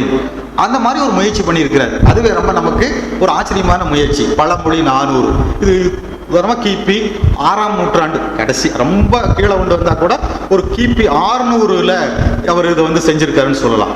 அதுக்கப்புறம் தண்டலையார் சதகம் அப்படின்னு ஒரு நூல், கோவிந்த சதகம்னு ஒன்று, ரத்தின சபாபதி மாலைன்னு ஒன்று. இது எல்லாமே பார்த்தீங்கன்னா ஒவ்வொரு பாட்டிலையும் ஒரு பழமொழியை வச்சு ஒரு நீதி சொல்லக்கூடியது. இப்படியான முயற்சிகள் எல்லாம் நடைபெற்றன. இதுக்கப்புறம் தான் நம்முடைய பாதிரியார்கள் வருகிறார்கள். இந்த பாதிரியாரில் பீட்டர் பெர்சிவல் அப்படின்னு ஒரு ஃபாதர், பெர்சிவல் பாதிரியார்னு ஒருத்தர், அவர் தான் முதல் இதை வந்து துவக்கிறார். அவரு இதுக்கு திருட்டாந்த சங்கிரகம்னு பேர் வைக்கிறார். திருட்டாந்த சங்கிரகம் அப்படின்னு பேர் வைக்கிறார். 1842 இதுதான் முதல் நமக்கு பழமொழின்னு சொன்னா மக்கள் இடத்துல அப்படியே பதிவு செய்யப்பட்ட ஒரு தொகுப்புன்னு சொன்னா 1842. இதுல வந்து அவர் 1863 பழமொழிகளை தொகுத்து கொடுக்கிறார். அதுக்கப்புறம் மீண்டும் அவர் கொஞ்சம் கிடைக்குது, நிறைய அவர் திரட்டுறார். அதுக்கப்புறம் 1874 அடுத்த தொகுப்பு கொண்டு வர்றார். அதுல 6156 பழமொழிகளை அவர் வெளியிடுகிறார். அதுக்கப்புறம் ஜான் லாசரஸ்னு ஒருத்தர், அவர் 1894 9417 பழமொழிகளை அவர் வந்து பதிவு செய்கிறார். அதுக்கப்புறம் ஹெர்மன் ஜென்சன் ஒருத்தர் 1897, அவர் 3644. இந்த 3 கிறிஸ்தவர்கள் இந்த ஆங்கிலேயர்கள் செய்த முயற்சி தான் மிக மிக முக்கியமான, பின்னாடி நாம் ஆட்கள் செய்யக்கூடிய எல்லா பழமொழி தொகுப்புகளுக்குமான ஒரு முன்னோடி, ஒரு வழிகாட்டி என்று சொன்னால் அது மிகையாகாது. அதுக்கப்புறம் நிறைய இன்னைக்கு வரைக்கும் ஏராளமான பழமொழி தொகுப்புகள் வெளிவந்திருக்கின்றன. அவ்வளவுலையும் ரொம்ப முக்கியமானது கீவா ஜெகநாதனுடைய தொகுப்பு. இந்த கீவா ஜெகநாதன்கிறவர் பார்த்தீங்கன்னா ரொம்ப வித்தியாசமான ஒரு ஆளாக இருந்திருக்கிறார். உவேசாவுடைய மாணவர்னு உங்களுக்கு தெரியும். உவேசாவு கூடவே இருந்தவர். உவேசா கூட இருந்தவர், ஆனால் நவீன உணர்வும் இருந்திருக்கு. அவர் கலைமகள்னு ஒரு பத்திரிகை நடத்துகிறாரு. அதில் சிறுகதைகள், நாவல்கள் எல்லாம் வெளியிடுறாரு. அப்புறம் வந்து நவீன இலக்கிய வரலாறெல்லாம் எழுதியிருக்கார். தமிழ் சிறுகதை வரலாறு அல்லது நாவல் வரலாறுன்னு நினைக்கிறேன், ஏதோ எல்லாம் எழுதியிருக்கிறார். அவர் ஒரு வித்தியாசமான ஆளாக இருந்திருக்கார் கீவா ஜெகநாதன். அவர் பாருங்க, தமிழ்நாட்டில் இருக்கிற அவங்க நிறைய பழமொழிகளை தொகுக்கிறார். தொகுத்து அதை நூலாக கொண்டு வர்றார். இப்போ அது மறுபதிப்பு வந்திருக்கு. இப்போ சமீபத்தில் கூட அது மறுபதிப்பாக வெளிவந்திருக்கிறது. அவர் தொகுத்து எவ்வளோ பழமொழி தெரியுங்களா? 21,541 பழமொழிகள். ரொம்ப ஆச்சரியமா இருக்கு. தொகுத்துலேயே கீவா ஜெகநாதனுடைய முயற்சி தான் பிரம்மாண்டமான முயற்சி. அது இப்போ கிடைக்குது, வந்து இப்போ பதிப்பு இருக்கு. ஆக மொத்தம் இன்றைக்கு வரைக்கும் பழமொழி தொகுப்புகள் அப்படின்னு சொன்னீங்கன்னா ஒரு 67 பேர் செஞ்சிருக்கிறாங்க. ஒரு 67 பழமொழி தொகுப்புகள் இப்போ நமக்கு கிடைக்கின்றன. இதுல இந்த பழமொழிகளுக்கும் நம் தமிழ் மக்களுக்கும் இருக்கக்கூடியான உறவு இருக்கு பாருங்க. அதை வந்து இந்த ஜான் லாசரஸ் வந்து தன்னுடைய முன்னுரையில சொல்றாரு. ரொம்ப அழகான ஒரு மேற்கோள். அதனால அதை மட்டும் நான் உங்களுக்கு வாட்சி காட்ட விரும்புறேன். அவர் சொல்றாரு, தமிழ் மொழியில் பழமொழிகள் மிகுதியாக காணப்படுகின்றன. அவற்றை மேற்கோளாக குறிப்பிடுதல் மக்கள் மிகுந்த மகிழ்ச்சி கொள்ளுகின்றனர். இங்கு 9500 பழமொழிகளும் உவமைகளும் அச்சிடப்பட்டிருப்பதே தமிழர்தம் இலக்கிய செல்வ வளத்தை காட்டும். தமிழன் ஒருவனோடு உரையாடும் யாரும் 1-2 பழமொழிகளை கேட்காமல் இருக்க முடியாது, இல்லைங்களா? 2 பேர் பேசிட்டான்னா 1-2 பழமொழி வராம இருக்காது. இது தமிழ் பெண்களை பொறுத்தவரை மிகச்சிறந்த உண்மையாகும். பெண்கள் கிட்ட வந்து பேசினாலே பழமொழியா பேசுவாங்க. அது ரொம்ப ஆச்சரியமா இருக்கும். எனக்கு ஒரு அருமையான வாய்ப்பு அப்படி கிடைச்சது. நான் ஒரு பள்ளியில் ஆசிரியராக இருக்கிற பொழுது என் வீட்டுக்கு முன்னாடியே கொண்டு வந்து பைப்பை போட்டாங்க, குழாய் போட்டாங்க. வாத்தியாருக்கு உதவியா இருக்குன்ட்டு எனக்கு வீட்டுக்கு முன்னாடியே ஒரு பைப்பு போட்டாங்க. போடுற பொழுது ரொம்ப சந்தோஷம் எனக்கு. பரவாயில்ல, நம்ம வீட்டுக்கு எழுத்து மாதிரியே பைப்பு போட்டுட்டான் அப்படின்னு. கடைசியில் என்ன ஆச்சுன்னா, நான் ஒரு நாளைக்கு எத்தனை 4 கூட 5 கூட பிடிப்பேன், அவ்வளோதான். அதுக்கப்புறம் தெருவில் இருக்கிற பெண்கள் பூரா வந்து அங்கே பிடிப்பாங்க. பிடிக்கிற பொழுது ஆரம்பிக்கும் பாருங்க சண்டை. அந்த பெண்களுக்கு இடையில பழமொழியா உதிர்ப்பாங்க, காது கொடுத்து கேட்க முடியாது. என்னன்னா ஒரே ஒரு வருத்தம், அந்த பழமொழியெல்லாம் தொகுப்பில் இல்லை. இந்த ஏகப்பட்ட பழமொழிகளை இப்போ நான் படிச்சிருக்கிறேன். நான் கேட்ட பழமொழி ஒன்று கூட இந்த புஸ்தகத்தில் இல்லை. அது எல்லாம் சென்சார் பண்ணிட்டாங்க. அந்த மாதிரி பழமொழியை கொட்டுவாங்க. அப்புறம் அதில் யாராவது ஒருத்தி சொல்லுவா, அறிவு கெட்டவளை வாத்தியர் இருக்கிறாடி. சரி சரி, அப்புறம் கொஞ்சம் அடங்குவாங்க, வாத்தியர் இருக்கிறாடி. ஏன்னா வீட்டுக்கு முன்னாடியே அந்த மாதிரி பெண்கள் வந்து அந்த கலாச்சாரம் அப்படி, அவங்களுக்கு அதுதானே படிப்பு. அவங்களுடைய கேள்வி, படிப்பு, அறிவு எல்லாம் அப்புறம் பழமொழிகள் தானே, வேற என்ன அவங்களுக்கு சொல்ல முடியும்? அதனால அவங்கள பற்றி சொல்றாரு, பெண்களை பொறுத்தவரை மிகச்சிறந்த உண்மை ஒத்துக்கொள்ளுவதற்கும் கண்டிப்பதற்கும் வசை கூறுவதற்கும் முறையிடுவதற்கும் உண்மை உரைப்பதற்கும் கட்டளையிடுவதற்கும் மறுப்பதற்கும் உடன்படுவதற்கும் எப்பொழுதும் கைவசத்தில் அவர்கள் ஒரு பழமொழியை வைத்திருக்கின்றார்கள். இவ்வளவுக்கு பழமொழி இருக்குதுங்கிறார், கையை தயாரா வச்சிருக்கிறார். ஆம் இல்லை என்பது கூட உவமைகளிலேயே அமைகின்றன. அன்றாட உரையாடலில் பழமொழியை அடிக்கடி வழங்கும் இவ்விருப்பமும் கவிதை பண்பமைந்த பழமொழி. உண்மையிலே சில பழமொழிகள் பார்த்தீங்கன்னா, இப்ப நம்ம ஆளு கவிதைன்னு எழுதிட்டு இருக்கிறாங்க பாருங்க, அதை விட 100 மடங்கு அழகர். இன்னும் சொல்ல போனா பழமொழிகள் பார்த்தீங்கன்னா அவ்வளவு ஒரு கவித்துவமா இருக்கும். அதை சொல்ற கவிதை பண்பமைந்த பழமொழி இலக்கிய செல்வமும் தமிழர்தம் பழமையையும் கவிதை இயல்பையும் சுட்டி காட்டுகின்றன. இப்படி சொல்றது லாசரஸ் 1894 இதை பற்றி இப்படி ஒன்று சொல்ற. சரி, அடுத்தது பழமொழிகள் வந்து ஒரு முக்கியமான விஷயம் என்னங்கன்னா, இந்த சூழ்நிலை ரொம்ப முக்கியம். அந்த சூழலோட வச்சு பார்த்தா தான் புரியும். இப்போ நான் வந்து கொங்கு நாட்டு பழமொழிகள் வந்து நம்ம ஜெகதீசன் கொடுத்தார். இதில் ஒரு 2200 பழமொழி இருக்கு. நம்ம டாக்டர் மீனாட்சி சுந்தரத்தினுடைய துணைவியார் வந்து கொங்கு நாட்டு பழமொழிகள் ஒரு 2200 பழமொழியை தொகுத்து ரொம்ப அருமையாக பதிப்பிச்சிருக்காங்க. ஒரு பழமொழி நூலை எப்படி பதிப்பிக்கணுங்கிறதுக்கு உதாரணம் தான். அதாவது எப்படி பதிப்பிச்சிருக்காங்கன்னா, பேச்சு மொழி அந்த கொச்சையை அப்படியே கொடுத்து, அதுக்கப்புறம் அதை வந்து தரப்படுத்தப்பட்ட மொழியில எழுதி, அதுக்கப்புறம் அதுக்கு இங்கிலீஷ்ல ஒரு விளக்கம். இப்போ எனக்கு இதில் பல பழமொழிகள் விளங்கலை. அதுக்கப்புறம் அந்த அம்மா இங்கிலீஷ்ல விளக்கம் கொடுக்குறாங்க. அதை படித்த பின்னாடி தான் எனக்கு அந்த பழமொழியை விளங்குது. இப்பவுமே பழமொழிகள் விளங்காம நான் படிச்சுட்டு போயிட்டேன். காரணம் என்னன்னா, அது சூழல் விளங்கணும். ஒரு பழமொழி சொல்லுகிற பொழுது அது எந்த சூழல்ல அது உற்பத்தி ஆச்சு அப்படிங்கிறது தெரிஞ்சாதான் நமக்கு அந்த பழமொழி விளங்கும், இல்லைன்னா விளங்காது. இப்போ இதுக்கு உதாரணம் பாருங்க. இப்போ பர்மிய மொழியில ஒரு பழமொழி. இப்போ இந்த பழமொழி நான் சொல்றேன், புரியுதான்னு பாருங்க. அநேகமா புரியாது, எனக்கும் புரியல. ஒரு பழமொழி, பர்மிய பழமொழி. எனக்கு கோபம் இல்லை, ஆனால் எருமை மாட்டின் வால் குறைந்து விட்டது. இது ஒரு பழமொழி, நல்லா கவனிங்க. எனக்கு கோபம் இல்லை, எருமை மாட்டின் வால் குறைந்து விட்டது. என்னங்க சம்பந்தம் இருக்குது? எனக்கு கோபம் இல்லைங்கிறதுக்கும் எருமை மாட்டினுடைய வால் குறைஞ்சு போச்சுங்கிறதுக்கு என்ன? இது ஒரு பழமொழி பர்மாவில். அப்ப இதனுடைய அந்த சூழல் புரிஞ்சிட்டோம்னா தான் இந்த பழமொழி விளங்கும், இல்லைங்கன்னா புரியாது. அந்த அம்மா விளக்குறாங்க, நம்ம இவங்க அது விளக்கி இருக்கிறாங்க. எப்படின்னா, பர்மாவில் வந்து ஒரு ஒருத்தர் உழவோட்டிட்டு இருக்கிறான். நம்ம தமிழ் கலாச்சாரத்தினுடைய இது அப்படியே அங்கே இருக்குது. உழவோட்டிட்டு இருக்கிறான். சாப்பாடு மனைவி வீட்டில இருந்து கொண்டு வருவான். ஒரு நாள் ரொம்ப காலத்தால் லேட் ஆயிடுச்சு, பசி இவனுக்கு தாங்க முடியல. உழவோட்டுறவனுக்கு எவ்வளவு பசி இருக்கும், பசி தாங்க முடியல. பார்க்கறான், ஆளே தெரியல, கண்ணு கட்டினது வரைக்கும் வந்த மாதிரி தெரியல. கடைசியில் வேற வழியே இல்லாமல் என்ன பண்றான், எருமை. அங்கே சில மாவட்டங்களில் பார்த்தீங்கன்னா, இப்போ தஞ்சை மாவட்டத்தில் பார்த்தீங்கன்னா எருமைகளை வச்சு தான் உழவு ஓட்டிட்டு இருப்பாங்க. அது மாதிரி பர்மாவில் எருமையை வச்சு தான் ஓட்டுறான் உழவு. இவன் தாங்க முடியாமல் என்ன பண்ணிட்டான், எருமையோட வாழை கட் பண்ணி அங்கேயும் பக்கத்தில் வேக வச்சு சாப்பிட்டான். ஆள் சும்மா கறி குழம்பா சாப்பிட்டான். சாப்பிட்டு முடிச்சுட்டு அப்புறம் உழவிட்டு இருக்கான். அப்பதான் மனைவி வர்றா.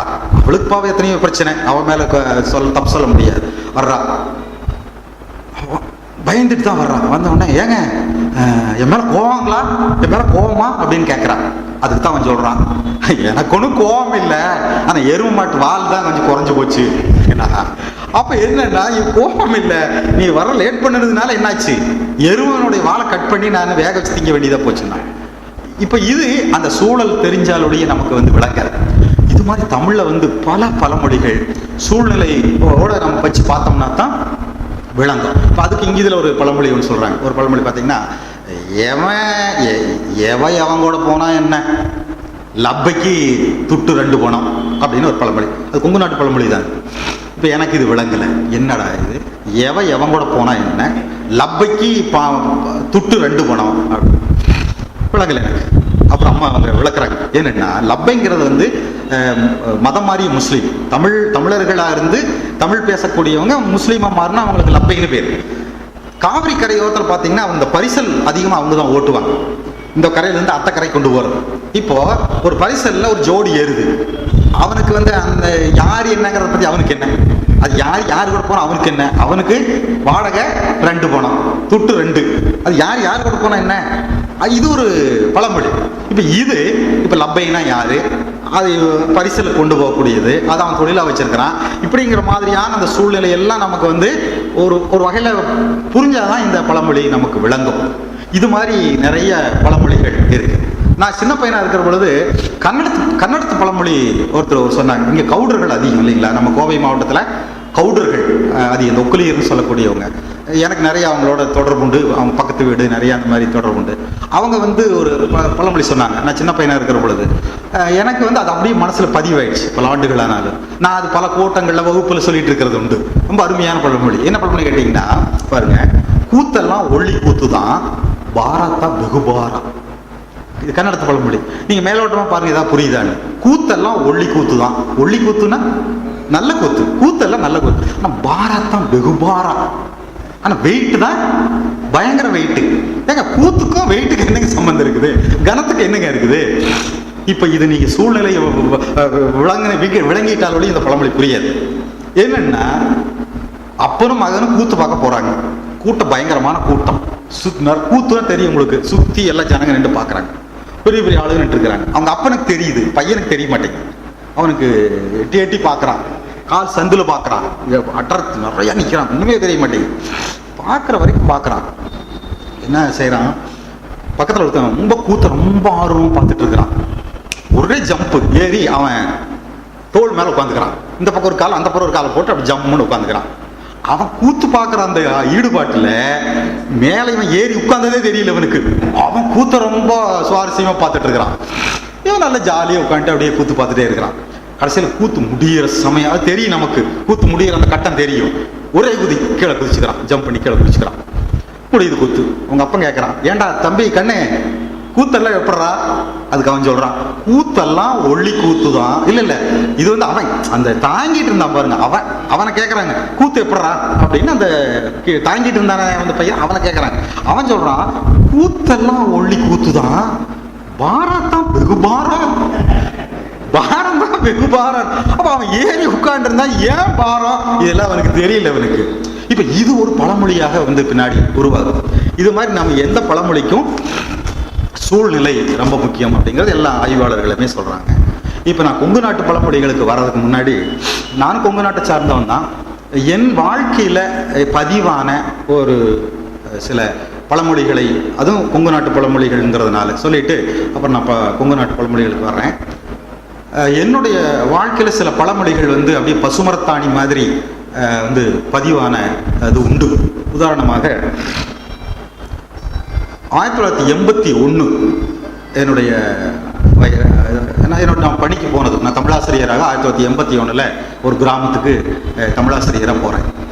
அந்த பள்ளியில் வந்து ஒரு பியூன் ஒருத்தனுங்க ரொம்ப அடாவடித்தனம், தண்ணியை போட்டுட்டு போய் படுத்துக்குவான். 5 நாள் 6 நாள் வரமாட்டான் ஸ்கூலுக்கு. 7வது நாள் வந்து வரிசையாக எல்லாத்தையும் கைது போடுவான். அது கிறிஸ்தவ ஸ்கூல். ஃபாதருக்கு அவனுக்கு ரொம்ப நெருக்கம், அதனால என்ன தலைமை ஆசிரியர் பொருட்படுத்தவே மாட்டான். ஏன்னா கரஸ்பாண்டன்ட் ஃபாதருக்கு அவன் ரொம்ப நெருக்கம், எல்லா தொண்டுலியும் எல்லாம் பண்ணிட்டு இருப்பான். அந்த தைரியத்தில் வந்து தலைமை ஆசிரியர் கண்ட பயப்படவே மாட்டான். ஒரு வாரம் படுத்துக்குவான் தண்ணி போட்டு, அடுத்த வாரம் வந்து 5 கையெழுத்தி வரிசையாக போடுவான். இது மாதிரி ஒரு கேரக்டர் அவன். வந்து ஒரு நாள் தலைமை ஆசிரியர் வந்து, அவருக்கு ஒரு கௌரவம் இருக்குதா இல்லையா, ஆனால் ஒரு நாள் அவங்க சூசைன்னு பேர், அந்த பையன் பேர், சூசை இந்த மாதிரி எல்லாம் பண்ணாதப்பா, ஒழுங்கா நீ தினம் வந்து காலையில் கையெழுத்து போட்டுரு, இப்படி இல்லையா உனக்கு ஆப்ஷன் போட்டுருவேன்.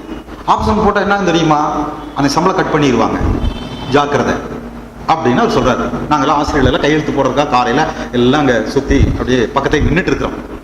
நான் சொல்கிறான், சார் இங்கே பாருங்க, நீங்கள் ஆப்ஷன் போடுங்க, எனக்கு ஒன்றும் பிரச்சனை இல்லை, ஆனால் என்ன அந்த ஆப்ஷன் போடுற கை இருக்காது, அவ்வளோதான். தலைமை ஆசிரியர் சொல்கிறோம், ஆப்ஷன் போடுங்க, ஆனால் நீங்கள் அந்த ஓடுற கை இருக்காது, அவ்வளோதான் அப்படின்னா. அதுக்கப்புறம் ஒரு பழமொழி சொன்னா பாருங்க, எனக்கு அதான் வாழ்க்கையில் மறக்க முடியல. 1981 சொன்ன பழமொழி, அது வேறு வடிவத்தில் கொங்கு நாட்டு பழமொழிகள் இவங்க பதிவு பண்ணியிருக்காங்க. அவன் சொன்னா, சார் இங்கே பாருங்க, அப்போ அவனுக்கு வந்து திருமணம் ஆகலை, அவனுக்கு இப்போ திருமணம் ஆகி குழந்தையெல்லாம் இருக்கு, போலீஸ் வேலை கிடைச்சிருச்சு அவனுக்கு. போலீஸ் வேலை யார் கிடைக்குதுன்னு பாருங்க, இந்த மாதிரி ஆளுங்களுக்கு போலீஸ் வேலை கிடைக்கும். போலீஸ் உத்தியோகம் இப்போ தான் இருக்கிறான், இங்கே தான் இருக்கிறான். நம்ம ரயில்வே ஸ்டேஷன் கிட்ட ஒரு ஸ்டேஷன் இருப்பார், B4 ஏதோ ஒன்று, அதில் அங்கே தான் இருந்தான் போலீஸார். அவன் சொன்னா, சார் இங்கே பாருங்க, காவடிக்காரன் ஆடுறான்னு மூட்டைக்காரன் ஆடக்கூடாது. அவன் சொன்ன பழமொழி 1981 சொல்றான். காவடிக்காரன் ஆடுறான், காவடிக்காரன் தோல்ல வச்சுட்டு ஆட்டம் ஆடுறான். மூட்டை சமைக்கிறவன் அது ஒரு மூட்டை கொண்டு போறான், அரிசி மூட்டையோ பருப்பு, அவன் ஆடினான்னு என்ன கதி பாருங்க. பழமொழி எப்படி சொல்றான்னு, ஏன்னா நான் தண்டு முண்டுக்காரன், எனக்கு புள்ள குட்டி பொண்டாட்டி எதுவும் கிடையாது. நீங்க கல்யாணம் ஆகி குழந்தை குட்டியோட இருக்கிற ஆளு, ஒரு பதவியில் இருக்கிறவங்க, நீங்க எனக்கு சமமா நீங்க வந்து நிக்காதீங்க ஆச்சுங்களா. நீங்க காவடிக்காரன் ஆடுறான்னு மூட்டைக்காரன் ஆடக்கூடாது அப்படின்னு சொன்னா பாருங்க. இந்த பழமொழி எனக்கு அப்படியே 81 சொன்னது அப்படியே பதிவாயிடுச்சு எனக்கு. இதே போல இன்னொரு பழமொழி என்னுடைய வாழ்க்கையில மறக்க முடியாதது, இதுவும் 1981 இங்க சூலூர்னு ஒரு ஊர் இருக்கு, உங்களுக்கு தெரியும். சூலூர் தமிழடியான ஒரு தோழர் இருந்தார், நம்முடைய தமிழாசிரியர் ஆதி அவர்களுக்கு நல்லா தெரியும். சூலூர் தமிழடியான ஒரு தோழர் இருந்தார், நல்ல உணர்வுள்ள ஒரு தோழர், புலவருக்கு படித்தவர். அப்பவே அவருக்கு வேலை கிடைக்கல. இந்த ரெஜிஸ்டர் ஆஃபீஸில் பாண்டு பத்திரம் எழுதிட்டு இருப்பார். அவரு உடம்புல ஒரு நோய் வந்து இறந்துட்டார். 2 பெட்ட பிள்ளை, 2 பெண் குழந்தை, மனைவி இருக்கு, தாய் அம்மா இருக்காங்க. இந்த சூழல்ல இறந்துட்டார். குமரின்னு ஒரு பத்திரிக்கை, அருமையான பத்திரிகையெல்லாம் நடத்தினாரு. திராவிடர் கழகத்தை எல்லாம் கடுமையாக விமர்சனம் பண்ணி எழுதக்கூடியவர். அதனால நிறைய பாதிப்புக்குள்ளானார். திராவிடர் கழகத்தின தோழர்கள்னால எல்லாம் ரொம்ப பாதிப்புக்கு எல்லாம் உள்ளானவர், மறக்க முடியாத ஒரு தோழர். 81 இறக்குறார். நான் நண்பர்களோடு ஒரு வீட்டுக்கு இழவுக்கு போயிருக்கிறோம், அவருடைய இழப்புக்கு போயிருக்கோம். அவங்க அம்மா கதறி அழுதுட்டு இருக்கிறாங்க. என்ன சொல்லி அழுகுறாங்க, நல்ல படிப்பாளி அவர், பத்திரம் எழுதி அதில் வர காசு தான் குடும்ப செலவு. அதில் நிறைய நூல்கள் வாங்குவார். பத்திரிகை, அவரே ஒரு பத்திரிகை நடத்தினார், நிறைய நூல்கள் வாங்குவார், பயங்கரமாக படிப்பார். வீட்டில் பார்த்தா வெறும் புத்தகமாக அடுக்கி வச்சிருக்குது. அவர் சொன்னார், அந்த அம்மா சொல்கிறாங்க, ஏய், இந்த புஸ்தகங்களை சேர்த்து எடுத்துட்டு போங்கடா சுடுகாட்டுக்கு. எடுத்துட்டு போய் இவனை இதுலயே வச்சு எரியுங்க. விறகு தேவையில்லை, எருவ முடி தேவையில்லை. அத்தனை புஸ்தகம் வாங்கியிருக்கிறான், அந்த புஸ்தகத்திலேயே வச்சு எரிச்சிடலாம். அவனை அவ்வளோ புஸ்தகம் வாங்கி வச்சிருக்கிறான்.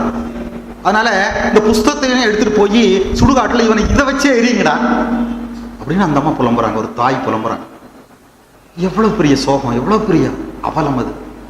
இந்த அம்மா அதோட நிறுத்தலை. அதுக்கப்புறம் ஒரு பழமொழி சொன்னாங்க பாருங்க, அது என்னுடைய வாழ்க்கையில மறக்க முடியாத ஒரு பழமொழி. ஏன்னு சொன்னா, ஒரு வகையில எனக்கு அந்த பழமொழி பொருந்தக்கூடிய பழமொழி, அதனால எனக்கு அது மறக்க முடியல. அவங்க சொன்னாங்க, இத்தனை பேர் வந்திருக்கிறீங்க, அவனை பத்தி ரொம்ப உயர்வா பேசுறீங்க, சொல்றீங்க, எல்லாம் சரிதான். அதான்ப்பா, ஊருக்கு நல்ல மரம், வீட்டுக்கு பீத்த மரம். இந்த பழமொழி அன்னைக்கு தான் கேட்குறேன், 1981. இது கொங்கு நாட்டு பழமொழி. ஆஹா, என்ன மாதிரியான ஒரு பழமொழி பாருங்க. ஊருக்கு நல்ல மரம், வீட்டுக்கு பீத்த மரம். இது மாதிரி பீத்த மரங்கள் நிறைய உண்டு. அதுல நானும் ஒரு ஆளுன்னு வச்சுங்களேன். இப்போ என் வீட்டில் இப்படித்தான். எனக்கு இந்த பழமொழி தான். எனக்கு நான் வந்து ஒரு கூட்டத்துக்கு போறேன், திடீர்னு கிளம்புவேன். எங்கெங்க போறீங்கம்மாங்க, வானவராயர் ஃபவுண்டேஷன்ல இன்னைக்கு ஒரு கருத்தரங்கப்பா, பூங்குன்றன் பேசுறாரு, இன்னைக்கு போகணும். அப்படி சரி வரட்டுமா அப்படின்னா, எனக்கு வழி அனுப்புதல் எப்படி இருக்கு தெரியுங்களா?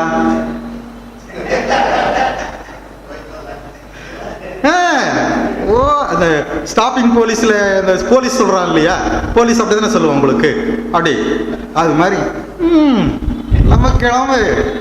இதுக்கு என்னுடைய மனைவி வந்து ஒரு தமிழ் பேராசிரியருங்க. இந்த பிரச்சனை வரக்கூடாதுங்கிறதுக்காகவே தமிழ் படிச்சவளை கல்யாணம் பண்ணினேன். தமிழ் படிச்சவளை ஏன் கல்யாணம் பண்ணுன்னா, நான் எங்க போறேன், நான் என்ன பண்றேன், என்ன வாங்குறேன் அப்படிங்கிறது தெரியணும். தமிழ் படிச்சவ சொல்ல முடியாது, தப்பு சொல்ல முடியாதுல்ல, அப்படிங்கிறதுக்காக அப்படி தேடி பிடிச்சி பண்ணினேன். அப்பவுமே ஒன்றும் இன்னும் சரியாகல. எனவே இந்த பீத்த மரம் இருக்கு பாருங்க, இது ரொம்ப நமக்குள்ள நிறைய பீத்த மரங்கள் இருக்குது. ஆனால் ஊருக்கு எல்லாமே நல்ல மரம் தான். இது ஒரு மறக்க முடியாத ஒரு பழம். இன்னொரு கொங்கு நாட்டு பழமொழி, எனக்கு இந்த பள்ளியில், நான் ஒரு கிறிஸ்தவ பள்ளியில் தான் வேலை பார்த்தேன். அங்கே ஒரு சிஸ்டர் மூலமாக எனக்கு ஒரு பழமொழி விளங்குச்சு. இந்த ஊரார் பிள்ளையை ஊட்டி வளர்த்தா தம்புல தானே வளரும்னு ஒரு பழமொழி. இப்போ எனக்கு அது சந்தேகம், ஊரார் பிள்ளையை ஊட்டி வளர்த்தா தம்புல எப்படிங்க வளரும், எப்படி வளரும்? அதுக்கு நம்ம ஆளுகளை விளக்கம் கொடுத்தாங்க. நீங்க எப்படி ஊரார் பிள்ளை ஊட்டி வளர்க்குறீங்களோ அந்த மாதிரி ஊர் இருக்கிறவங்க எல்லாம் உங்களை வளர்த்துவாங்க, உங்களையும் ஊட்டி வளர்த்துவாங்க. எனக்கு நம்பிக்கை இல்லை, அப்படி வளர்த்துவாங்கிற நம்பிக்கை எனக்கு இல்லை.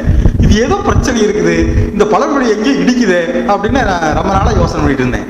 அப்புறம் அந்த சிஸ்டர், ஒரு சிஸ்டருங்க, கன்னியாஸ்திரி, அவங்க சொன்னாங்க எனக்கு, தமிழையா இதுக்கு என்ன அர்த்தம்னு கேட்டீங்கன்னா, ஊரார் பிள்ளைங்கிறது நீங்க கட்டிட்டு வந்த சம்சாரம். அந்த புள்ள வாயும் வயிறுமா இருக்குது, முழுகாம இருக்குது. அதுக்கு இப்ப நல்ல சத்தாக நல்ல சாப்பாடு கொடுத்து ஊட்டி வளர்த்தீங்கன்னா, உங்க புள்ள தானே அதுக்கு வயிற்றுக்குள்ள இருக்குது, அதுல உங்களுக்கு ஒன்றும் சந்தேகம் இல்லையே, அந்த புள்ள நல்லா வளரும். பாருங்க என்ன அருமை. என்னங்க சொல்லணும், இதை விட என்ன நீங்க கவிதை எழுதி கட்டுரை எழுதி எனத்தை போய் சொல்லுவீங்க இல்லையா? ஊரார் பிள்ளைய ஊட்டி வளர்த்தீங்கன்னா தம் புள்ள தானே வளரும். இது ஒரு சமூகம் இப்படி ஒன்று சொல்லுதுன்னு சொன்னீங்கன்னா, அந்த சமூகம் வந்து என்ன மாதிரியான ஒரு சமூகம் பாருங்க. அப்படியே ஆச்சரியமா இருக்கு. அப்படியே என்ன சொல்றது, எல்லாம் எனக்கு மயிரெல்லாம் பூச்செறியுது இந்த பழமொழியை நினைச்சு பார்த்தா. இந்த பழமொழி எனக்கு வந்து ஒரு சிஸ்டர், ஒரு கிறிஸ்தவ கன்னியாஸ்திரி, இதுக்கு அவங்க வந்து இந்த மருத்துவத்துறையோடலாம் சம்பந்தம் உள்ளவங்க.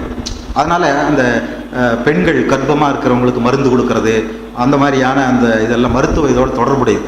அதனால அவங்களுக்கு அந்த பழமொழியினுடைய அந்த சரியான விளக்கம் அவங்களுக்கு அது புரிஞ்சிருக்கு. அது நான் வந்து கேட்டேன். அதுக்கப்புறம் வந்து அந்த கிராமத்திலேயே நான் வந்து இருந்த பொழுது ஒரு நாய்க்கர் ஒருத்தர் இருந்தார். அவருக்கு 3 பொட்ட பிள்ளைங்க. பயங்கரமான வறண்ட ஒரு அந்தியூர் பக்கத்தில் ஒரு மலை அடிவார ஒரு கிராமம். பயங்கரமான வறட்சி, கிணத்துல தண்ணியே கிடையாது, எல்லாம் முடிஞ்சு போச்சு. 1-2 தென்னை மரம் வச்சுட்டு இருந்திருந்தாங்க, எல்லாம் காஞ்சி போச்சு. ஏதாவது உதவினா பண உதவினா என்கிட்ட தான் வருவார். சார் இந்த மாதிரி ஒரு 10 ரூபா கொடுங்க, 5 ரூபா கொடுங்க அப்படின்னு கேட்பாரு. அப்புறம் வந்து கொடுப்பார். 3 பொட்ட பிள்ளைகளை வச்சிருந்தார். அவரும் ஒரு பழமொழி சொன்னாங்க. அது எனக்கு அப்படியே பசுமையாக மனசுல பதிஞ்ச ஒரு பழமொழி. என்னன்னா, நம்மகிட்ட இருந்த பழமொழி என்னன்னு கேட்டீங்கன்னா, பெத்த புள்ள காப்பாத்தாட்டியும் வெச்ச புள்ள காப்பாற்றும். இதுதான் பழமொழி இல்லைங்களா? இல்ல இப்படியோ, வெச்ச புள்ள காப்பாத்தாட்டியும் பெத்த புள்ள காப்பாத்துமா, அப்படி இல்லை பழமொழி இல்லையா? பெத்த புள்ள காப்பாத்தாட்டியும் வெச்ச புள்ள காப்பாத்தும் அப்படின்னு பழமொழி. வெச்ச புள்ளங்கிறது தென்னம்புள்ள.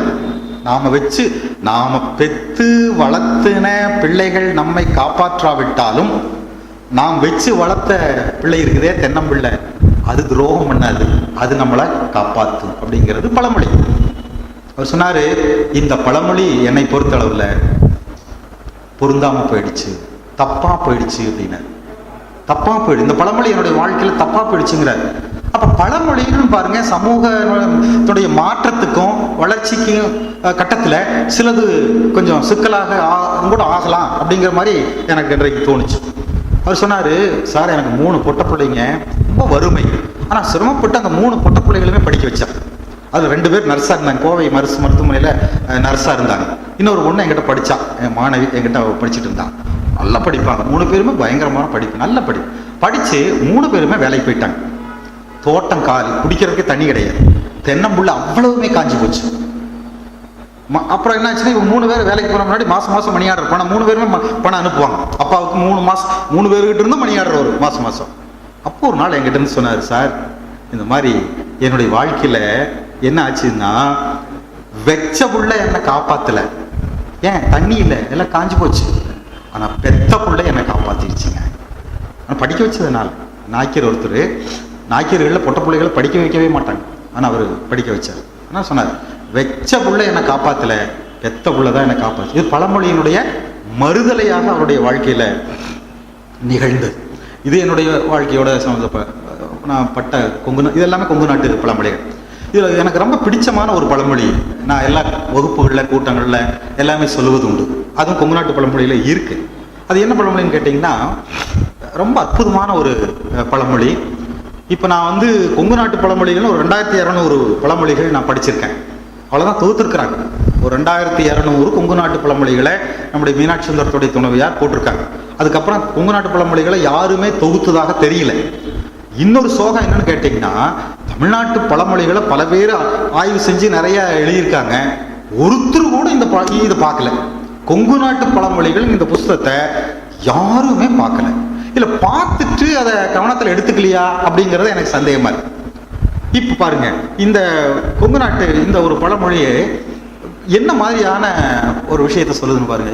அதாவது மாபெரும் காவியங்கள், மாபெரும் இந்த தத்துவம் இதெல்லாம் சொல்லக்கூடிய விஷயத்த ரொம்ப சர்வ சாதாரணமா சொல்லிட்டு போகக்கூடியது ஒரு பழமொழி. உங்களுக்கு இந்த ரசவாதம்னு ஒன்று கேள்விப்பட்டிருப்பீங்க. அது உலோகத்தை இரும்பு, செம்பு இது மாதிரியான ஒரு உலோகத்தை தங்கமா மாத்துறது, அதுக்கு பேர் தான் ரசவாதம்னு பேர். இது ஒருத்தனுக்கு தெரியுதுன்னு வச்சுக்கோங்க, தெரிஞ்சுதுன்னா வைங்க, அது எவ்வளவு பெரிய விஷயம். பழமொழி சொல்றான், எனக்கு தெரியும், நான் சொல்லித்தர்றேன். ஒரு கிராமத்துக்காரன் ஒரு பழமொழி சொல்றான், ரசவாதம் எனக்கு தெரியும், நான் சொல்றேன். தமிழ்ல அதுக்கு பொன் செய்யும் மருந்துன்னு பேர். ரசவாதம்ங்கிற சமஸ்கிருதம், தமிழ்ல என்ன அழகா அதுக்கு சொல்றான் பாருங்க, பொன் செய்யும் மருந்து. இப்ப நமக்கு அதுதான் வேணும், பொன் செய்யும் மருந்து நமக்கு வேணும், நான் தர்றேன். சொல்றான் பழமொழி, போதும் என்ற மனமே பொன் செய்யும் மருந்து. என்ன அருமைங்க, எத்தனை நூற்றாண்டு, எவ்வளவு வருஷ காலத்தினுடைய ஒரு பிழிவு, ஒரு சமூகத்தினுடைய சாரம் இந்த விஷயம். பொன் செய்யும் மருந்து வேற ஒண்ணும் கிடையாது. ஏதோ அங்க எதுவும் ரசவாதம் ஒண்ணு இருக்குது எனக்கு தேடிட்டு அலையுறீங்க, அதெல்லாம் இல்லப்பா. போதும் என்ற மனம் இருக்கு இல்லையா, அதுதான்டா பொன் செய்யும் மருந்து. இதை நீங்க நல்லா யோசிச்சு பார்த்தீங்கன்னா எவ்வளவு ஒரு பெரிய விஷயத்தை நமக்கு சொல்ற மாதிரி இருக்கும். இந்த மாதிரி பழமொழி இதுவும் நம்ம கொங்கு நாட்டு பழமொழிகள் தான். இப்போ நான் இறுதி கட்டத்துக்கு வரேன், 2 மணி நேரம் ஆயிடுச்சு, அதனால நான் என்னுடைய பேச்சினுடைய இறுதி கட்டத்துக்கு நான் வந்தேன். இப்போ கொங்கு நாட்டு பழமொழிகளில் 2200 பழமொழிகளில் நீங்கள் பார்த்தீங்கன்னா ஒரு 1500 பழமொழிகள் இந்த மாதிரி விழுமியங்களை சொல்லுவது, இந்த சமூகத்தினுடைய விழுமியங்களை, உயர்வான விழுமியங்களை, பெருமதிகளை சொல்லக்கூடியதாக. அது யாரும், எந்த நாட்டுக்காரன், எந்த ஜாதிக்காரன் யாராக இருந்தாலும் அதை மறுக்க முடியாது, விமர்சனத்துக்கு உட்படுத்த முடியாது. அப்போ அகல உழுவதை விட ஆழ உழுவதே மேல்ங்கிறான். இது எவன் எந்த நாட்டுக்காரன் இதை விமர்சனப்படுத்த முடியும்? அகத்தின் அழகு முகத்தில் தெரியுங்கிறான். இது மாதிரி நிறைய இருக்குங்க. ஒரு 1000 பழமொழி இருக்கு. இப்போ அதை நம்ம சொல்லிட்டு இருக்கிறதுக்கு நேரம் இல்லாதனால நான் விட்டுறேன். இப்போ கொஞ்சம் பிரச்சனைக்குரியதாக இருந்த மட்டும் ஒரு 3 விஷயங்களை மட்டும் சொல்லி நான் முடிச்சிடறேன். இப்போ முதல்ல கொங்கு பழமொழிகள்னு சொன்னால் கொங்கு நாட்டுக்கே உரிய பழமொழிகள்னு சிலது சொல்ல முடியும். அதில் நான் சிலதை மட்டும் நான் சொல்கிறேன். இது வேறு பக்கத்தில் உருவாகிறதுக்கான சூழல் கிடையாது. உதாரணமாக அளந்த வள்ளம் அட்டாளியிலன்னு ஒரு பழமொழி. இப்போ அந்த அட்டாளிங்கிற சொல் கொங்கு தமிழ், நீங்கள் வேற மாவட்டத்தில் பார்க்க முடியாதுன்னு நினைக்கிறேன் இல்லைங்களா? அட்டாளி அப்படிங்கிற வார்த்தை இது கொங்கு நாட்டில் இருக்கக்கூடியது. நான் அந்த பள்ளியில் ஒரு தடவை அப்படிதான் ஒரு பெரிய சிக்கலை மாட்டிட்டேன். இந்த மாதிரி பசங்க இன்னும் எவ்வளோ நிமிஷம் எடுத்துக்கலாம், பேசலாமா? அதாவது இதே மாதிரி இந்த வட்டார வழக்கில் வந்து ஒரு நாள் ஒரு இடத்துல வகுப்புலேயே நான் சிக்கிட்டேன்.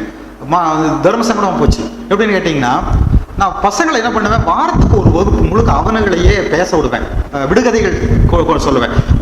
ஒரு வாரத்துக்கு ஒரு ஆளுக்கு ஒரு விடுகதை, ஒரு பையன் விடுகதை சொல்லி ஆகணும்.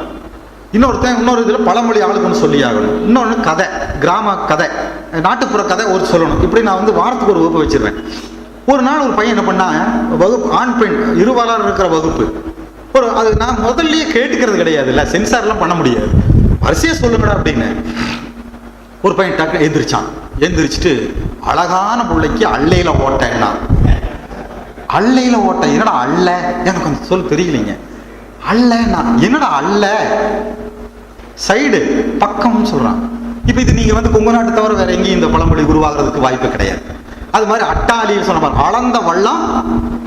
இதுல வந்து இன்னொரு விஷயம் இருக்குது. அளந்த வள்ளம் இப்ப எங்க இருக்குது? அட்டாளியில் இருக்குது. இதுக்கு பின்னாடி ஒரு வரலாறு இருக்குது, அதை விளக்க வேண்டிய அவசியம் கிடையாது.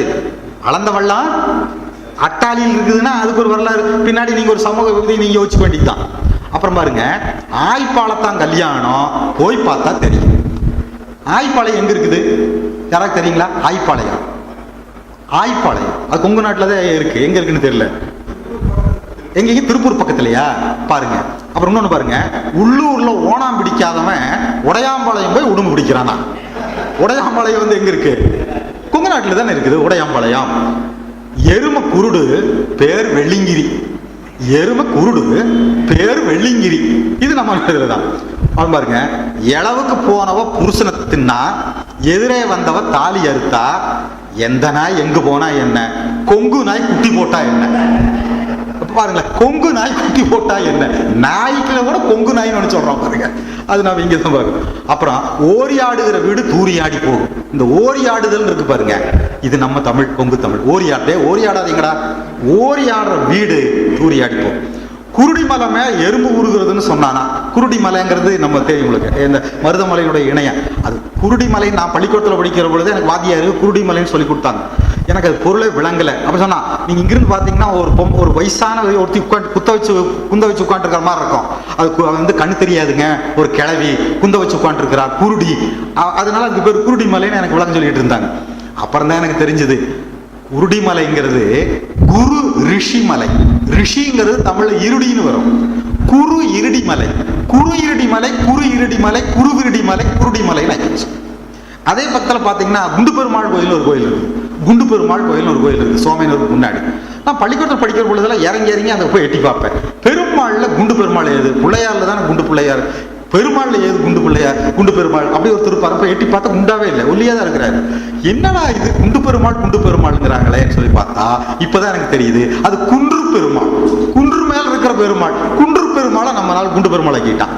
அப்போ குருடிமலை மேல் எறும்பு ஊறுகிறதுன்னு சொன்னானா, கூட குட்டியும் போகிறதுனா மத்தவன். அது மாதிரி கொங்கனுக்கு முறையும் இல்லை, கொழுக்கட்டைக்கு தலையும் இல்லை. கொண்டவன் குணமாயிருந்தா குருடிமலையில குடியிருக்கலாம், சீமாரை ஒழித்தால் கல்யாணம் நிற்குமா. இந்த சீமாருங்கிறது நான் நினைக்கிறேன் கொங்கு தமிழ்னு நினைக்கிறேன், வேற மாவட்டங்கள் இருக்கிற மாதிரி எனக்கு தெரியல. திருநெல்வேலி சீமார் இருக்கு. சரி, சீவக்கட்டை அது கொங்கு தமிழ் தானே. சீவக்கட்டைக்கு பட்டு குஞ்சம், சீவக்கட்டைக்கு பட்டு குஞ்சம். இன்னொன்று தொடப்பக்கட்டை, அது எந்த மற்ற மாவட்டத்தில் இருக்கான்னு தெரியல. தொடப்பக்கட்டை இங்கதானங்க, இது தொடப்பக்கட்டைக்கு பட்டு குஞ்சம். இன்னொன்று பாருங்க, பொடக்காளி கீரைனா மருந்துக்கு ஆகாதா? பொடக்காளி அது கொங்கு தமிழ் தான் நினைக்கிறேன், வேற எங்கேயும் இருக்கிற மாதிரி தெரியல. இது மாதிரி பார்த்தீங்கன்னா பல பழமொழிகள் நம்ம கொங்கு நாட்டை தவிர வேற எங்கேயுமே உற்பத்தி ஆகிறதுக்கு வாய்ப்பு கிடையாது. இது ஒரு சிறப்பான அம்சம். இதுக்கப்புறம் நான் வந்து என்னோட இறுதி பகுதியாக நான் வந்து நம்முடைய ஜெகதீசன் சொன்னார், துறைக்கு போய் பழமொழிகளை கொடுத்துருக்கீங்களேன்னு ஐயா அவர்கள் சொன்ன பொழுது, இல்லை அவருக்குன்னு ஒரு ஏதோ ஒரு பார்வை, இதை பற்றி ஒரு பார்வை இருக்கும் இல்லையா, இது பற்றி ஒரு மதிப்பீடு இருக்கு இல்லையா, அதை அந்த கோணத்தில் தான் இவர் எதை சொன்னாலும் சொல்லுவார் அப்படின்னு சொல்லியிருக்காரு. இப்போ எனக்கு கூட நான் இந்த பழமொழிகள் எல்லாம் அப்படியே அந்த 2200 பழமொழிகளையும் ஒரு 2 தடவை வாய்ச்சேன். முதல் தடவை வாய்ச்சேன், மறுபடியும் ஒரு 2 தடவை வாய்ச்சேன். வாசிக்கிற பொழுது எனக்குள்ள கிடைச்ச ஒரு விஷயம் என்னன்னு கேட்டீங்கன்னா, ஒண்ணு, முதல்ல பெண்களை பற்றி நிறைய பழமொழிகள் இருக்கு. பெண்களை பற்றி நிறைய, அதை நான் வந்து தொகுத்தேன், நம்மளுக்கு தொகுத்தேன். ஆனால் அவ்வளோ நான் சொல்லிட்டு இருக்கிறதுக்கு நேரம் இல்லாதனால சும்மா ஒரு 4-5 மட்டும் உங்களுக்கு ஒரு மாதிரிக்காக சொல்லிட்டு நான் மற்றதை விட்டுறேன். இதே மாதிரி தான் இருக்கு, அதுக்காக சொல்றேன். பாருங்க, சீலை இல்லைன்னு சின்னாயா வீட்டுக்கு போனா ஈச்சம்பாயை கட்டிட்டு எதுக்க வந்தாலாம். தரித்திரம் பிடிச்ச தலைமுழுக போனா ஏகாதேசி வந்ததான். தன்ற வீட்டு கள்ளி அசல் வீட்டுக்காரியை நம்ப மாட்டான். தன்னை பெற்ற தாயை அன்ன பிச்சை எடுக்கிறா, புள்ள தங்கச்சரம் போட சொல்லி தொங்கி தொங்கி அழுகிறான். தாய் வீடு ஓடிய பெண்ணும் பேயோடு ஆடிய கூத்தும் ஒண்ணு. தாய் வீடு ஓடிய பெண்ணும் பேயோடு ஆடிய கூத்தும் ஒண்ணு. தாயை தண்ணீர் கிணத்துல பார்த்தா மகளை வீட்டுல போய் பார்க்க வேண்டியதே இல்லை. தாரம் உள்ளவனுக்கு பெண் கொடுத்தாலும் தானே ஆக்கி தின்னவனுக்கு பெண் கொடுக்க கூடாது. ஏன்? கொண்டாடி கோஷி போனா கவலைப்பட மாட்டான். ஏன்னா அவனுக்கு சோறாக்கு தெரியும் இல்ல, ஆக்கி பிரமாதமா தின்னுட்டு இருப்பான். ஆமா, அது ஒரு ஜாதியில அப்படி இருக்குதுங்க. ஒரு குறிப்பிட்ட ஜாதியில மாப்பிள்ளைக்கு சோறாக்கு தெரிஞ்சதுன்னா அவனுக்கு பொண்ணு கொடுக்க மாட்டான். ஏன்னா சண்டை வந்ததுன்னா கோடி சரித்தான் அவன் நல்ல பிரமாதமா ஆக்கி தின்னுட்டு இருப்பான். தாரம் உள்ளவனுக்கு பொண்ணு கொடுத்தாலும் தானே ஆக்கி தின்னவனுக்கு பொண்ணு கொடுக்க கூடாது. தான் இருக்கும் அழகுக்கு தடவி கொண்டாலாம் வேப்பெண்ணெய். ஏற்கனவே கரையெண்ணெய் கருமுட்டி ஏற்கிறா, இதுல வேப்பெண்ணெய் தடவிட்டு எப்படி இருக்கும்? திருடி தேர் மேல் வருகிறான், அவிசாரி ஆனமே போகிறான். அவ்வளவு வருமானம் இருக்கு. பத்தினி மூலையில ஒதுங்குகிறான். நீங்க பாருங்க, ஒரு சமூகத்தினுடைய வரலாற்ற ஒரு இது பெரிய விஷயத்தை பாருங்களேன். திருடி தேர் மேல் வருகிறா, அவிசாரி ஆன மேல் போறா, பத்தினி மூலையில ஒதுங்குறான். அதுக்கப்புறம் பாருங்க, இந்த அவிசாரி, தேவடியா, இந்த மாதிரியான வார்த்தைகள் நிறைய, அந்த மாதிரி பழமொழிகள் நிறைய. 2200 பழமொழியில 200 பழமொழியாவது இந்த தேவடியா அவிசாரி திருப்பி இருக்கு.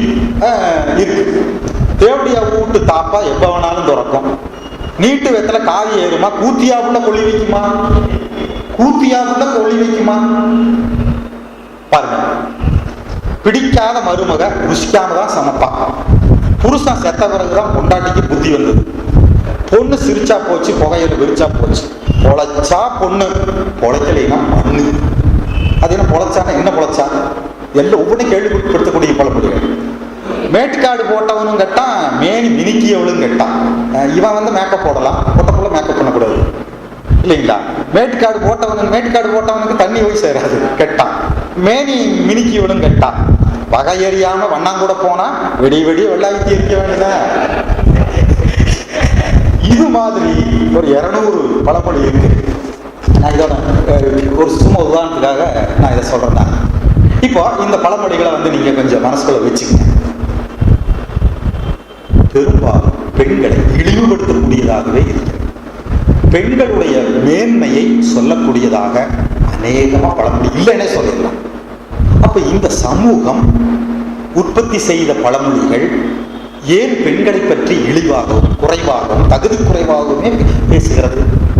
நான் நினைக்கிறேன் இது எல்லாம் உற்பத்தி பண்ணவெல்லாம் ஆம்பளைன்னு நினைக்கிறேன். ஆண் சமூகம், ஆண் ஆதிக்க சமூகம். இந்த பழமொழிகளுக்கு பின்னாடி இருக்கக்கூடியது ஒரு ஆண் சமூகம், ஒரு ஆண் ஆதிக்க சமூகம். அவன் உற்பத்தி பண்ற பழமொழிகள் எப்படி இருக்கும்? பெண்ணை இழிவுபடுத்தக்கூடியதா தானே இருக்கும். அப்போ இன்னொரு நீங்க ஒரு கேள்வி கேட்கலாம், ஏன் பெண்கள் உற்பத்தி பண்ணி இருக்க கூடாதா? ஆம்பளையே தான் பழமொழி உற்பத்தி பண்ணணுமா? பெண்கள் அவனுடைய கஷ்டங்களை, அவனுடைய கேவலங்களை, அவனுடைய கொடுமைகளை அவங்க பழமொழிகளை ஏன் சொல்லியிருக்க மாட்டாங்களா? சொல்ல மாட்டாங்களா? இப்ப சொல்றது இல்லையா?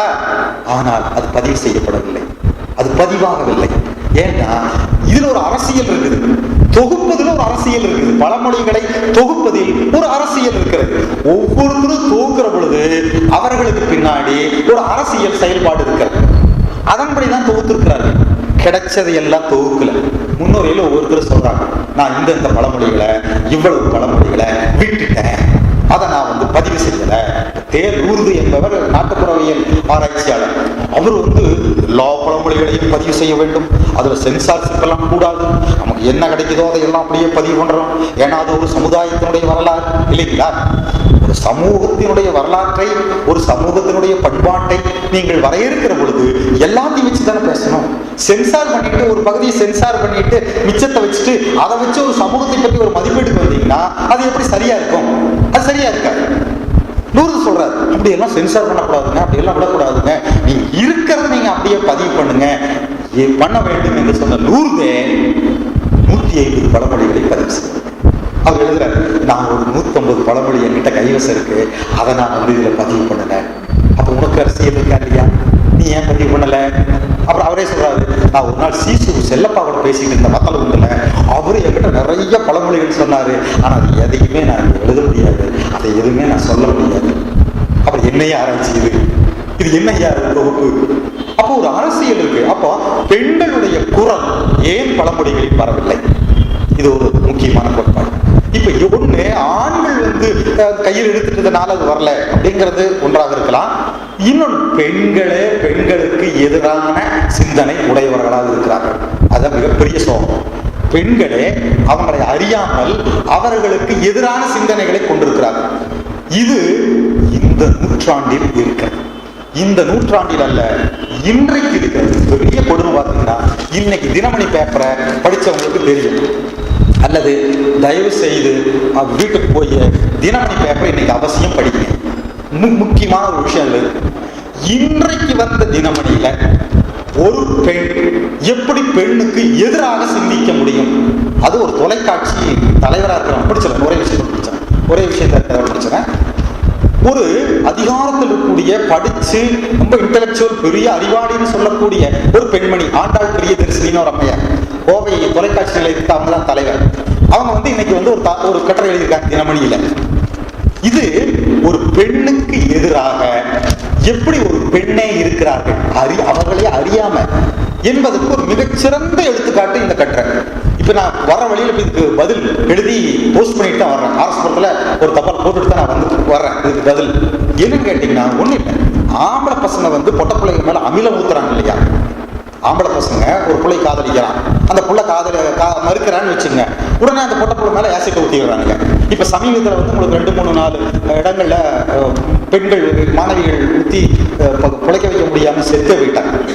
இது எவ்வளவு பெரிய கொடூரம்!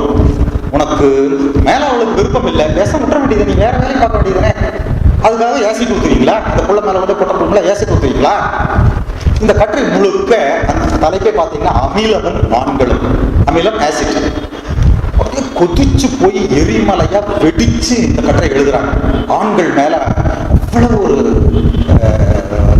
எதிர்ப்புணர்ச்சியோடு எழுதுறாங்க. ரொம்ப மகிழ்ச்சியா இருந்தது. ஆனா கடைசியா முடிக்கிற பொழுது பாருங்க, அங்கதான் அவங்களுடைய மனம், ஒரு பெண்ணினுடைய மனம் எப்படி செயல்பட்டுங்கிறதுக்கு ஒரு சான்று.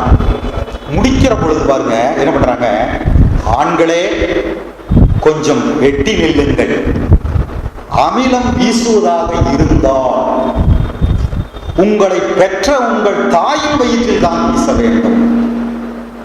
இதுதான் யோசிக்கணும். நீங்க அப்படி அமிலத்தை இனிமேல் எரியுறதுன்னா எங்க வீசணும்? உன்னை பெற்ற தாய் இருக்கிறாளே, இந்த மாதிரி ஒரு கருதலை பெற்றாவ அந்த தாய், அவளுடைய வயிற்றில் ஊத்துறாங்க அப்படின்னு இதை கட்டி முடிச்சிருக்கிறாங்க. நீங்க மேலோட்டமா படிக்கிற பொழுது பாத்தீங்கன்னா, என்ன ஒரு வேகமா, என்ன ஒரு ஆவேசம் எழுதுறாங்க. இதை கொஞ்சம் நீங்க ஒரு பெண்ணினுடைய நோக்கிலிருந்து நீங்க யோசிக்க. நான் ஒரு ஆண்கிற அடிப்படையிலேயே எனக்கு இதை சகிக்க முடியல, என்னால் இதை ஜீரணம் பண்ண முடியல. ஒரு பெண் தன்னுடைய நோக்கிலிருந்து பார்த்தா, நான் கேட்கிறேன், ஏம்மா அந்த தாய் மட்டும் ஒரு பெண் இல்லையா? அவ வகுத்தில் மட்டும் ஊத்தலாமா ஆசிட்ட? என்ன பெண்ணி, என்ன பேசுறீங்க? அந்த தாயினுடைய பையன் தருதலையா இருக்கிறான், அதுக்கு அந்த தாயினுடைய வயிற்றுல ஏசிட்ட ஊத்தலாமா? அது அவன் ஒரு பெண் இல்லையா? நீங்க தான் பெண்ணா? அவன் பெண் இல்லையா? ஒரு பெண்ணினால் எப்படி யோசிக்க முடிகிறது? இதுதான் பெண்ணுக்கு எதிராக சிந்திக்கக்கூடிய ஒரு தன்மை. இதை நான் இப்ப திருமணி எழுதியிருக்கிறேன், இன்னைக்கு தான் கடிதாசி எழுதிட்டு வந்திருக்கிறேன். இது பெண் பற்றியதான். ஆக பழமொழிகள் பொதுவாக பெண்களுக்கு எதிரான, பெண்களை கேவலப்படுத்துகிற, பெண்களை இழிவுபடுத்தக்கூடிய பழமொழி. இது கொங்கு நாட்டு பழமொழி மட்டும் இல்லை, உலகத்தில் இருக்கிற எல்லா பழமொழிகள். அப்போ இதுல பெண்களுடைய குரல் பதிவு செய்யப்படவில்லை. பெண்களுடைய குரல்கள் இருந்திருக்கலாம், இருக்கிறது, ஆனால் அது பதிவு செய்யப்படவில்லை, அது சென்சார் செய்யப்பட்டிருக்கிறது. அது ஒரு கால் இப்ப புதுசா வரக்கூடிய பெண்கள் தைரியமாக, துணிச்சலாக அந்த பழமொழிகளை ஒரு கால் பதிவு செய்யக்கூடும். அது இன்னொரு கட்டத்துக்கு போகும். கடைசியா நான் இந்த உரையில சொல்லி முடிக்க விரும்புவது ஜாதிகளை பற்றிய பழமொழிகள். ஏராளமா ஜாதி ஒண்ணு, எல்லா ஜாதி, எந்த ஜாதியும் கிடையாது, எல்லா ஜாதிகளை பற்றியும் பழமொழிகள் இருக்கு. இப்ப நான் சும்மா ஒரு 4-5 மட்டும் சொல்லி நான் முடிச்சிடறேன். தொட்டு தொடைக்க எண்ணெய் இல்ல, ரட்டப்பந்தம் பிடிக்கிறானா ரங்கவண்ணா வண்ணா. நாவிதம் குப்பைய, அது இன்னும் சொல்ல போனா நாசுவன்னு வரும். நாசுவன் குப்பைய கலர்னா மயிர் தான் கிடைக்கும், நாசுவன். நெய்யரவன் குண்டி அம்மனா, நெய்யரவன் நெசவன். பசுவுக்கும் பாப்பானுக்கு இலக்காரம் காட்டக்கூடாது. பாப்பா பசுவுக்கும் பழமொழி பாப்பானுக்கு இலக்காரம் காட்டக்கூடாது. எவ்வளவு அனுபவம் வந்திருந்தா இந்த பழமொழி பொருள். பசுவுக்கும் பாப்பானுக்கும் இலக்காரம் காட்டக்கூடாது. பட்டுடுத்தி பாதையில போனாலும் பறச்சி தான். ஏதோட முடிச்சிடறேன், கடைசி கடைசி. பட்டுடுத்தி போனாலும் பறச்சி தான். பரத்தெருவில் பிச்சை எடுத்தாவது இனத்தெருவில் காட்சி குடி. பரத்தெருவில் பிச்சை எடுத்தாவது இனத்தெருவில் காட்சி குடி. பரப்பிள்ளைய பள்ளியில் வைத்தாலும் அநேகங்கிற புத்தி போகாது. பறையம் கொளுத்தா வாயில் இருக்க மாட்டான். பாப்பா பண்ணையம் கேட்பாரு இல்லை. பாப்பானில் கருப்பும் பறையனில் வெளுப்பும் நம்ப முடியாது.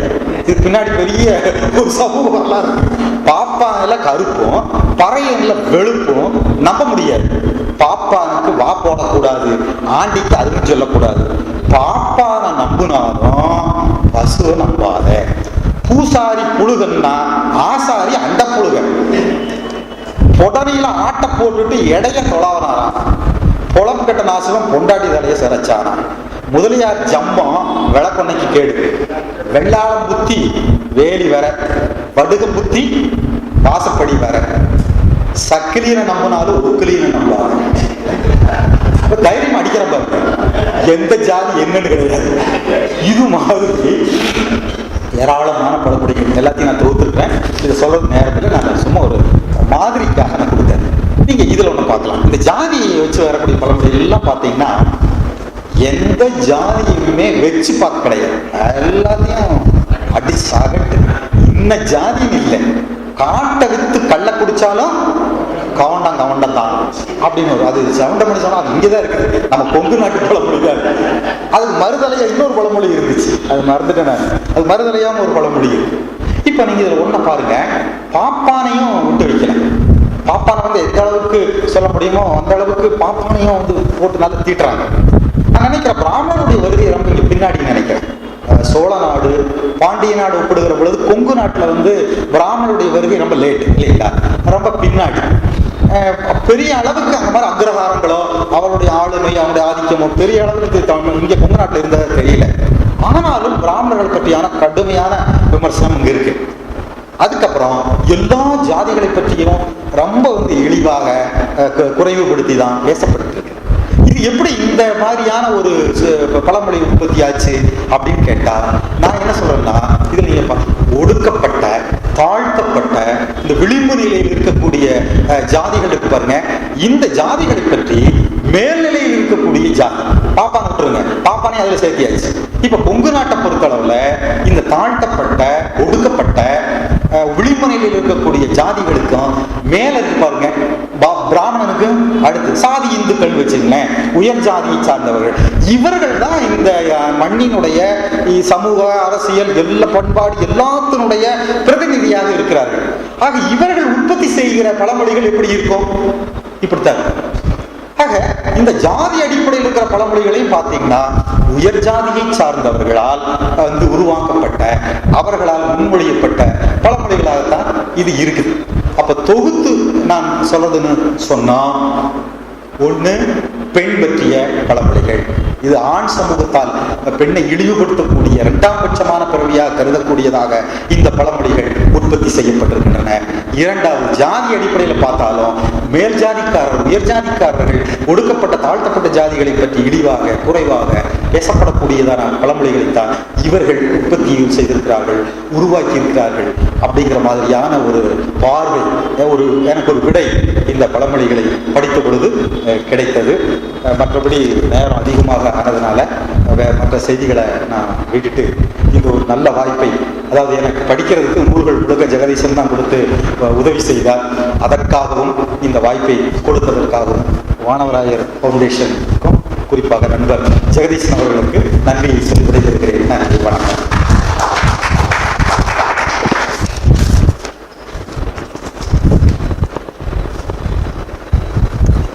சிறப்பு சொற்பாளர் அவர்களுக்கு தற்போது சிறப்பு செய்வதற்கு புலவர் ராசியனை அன்புடன் அழைக்கிறோம்.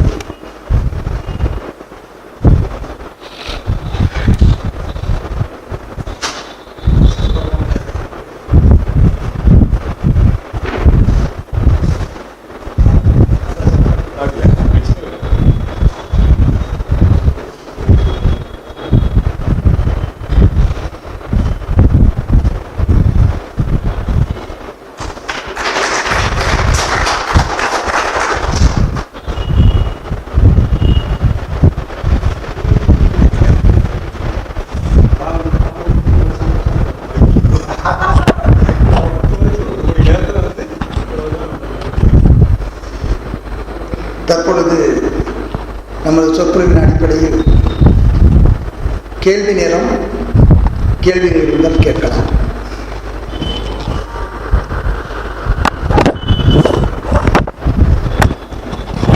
கேள்வியில் இருந்தால் கொஞ்சம் நேரம், ஏதாவது முக்கியமான கேள்விகள் இருந்துச்சுன்னா.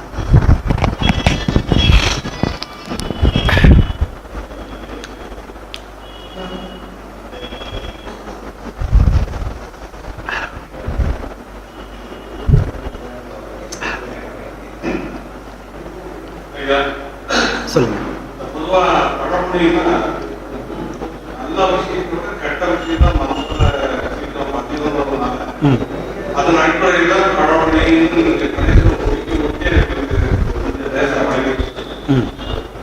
நல்ல விஷயம் எதுவுமே இல்லையா? அது சொன்னேன். இப்போ அதனுடைய அந்த விழுமியங்கள் இருக்குன்னு சொல்லி சொன்னேன்ல, விழுமியங்கள் இருக்கு. இப்போ அதை சொன்னேன், அந்த அகல உழுவதை விட ஆழ உழுவதே மேல், அகத்தின் அழகு முகத்தில் தெரியும்.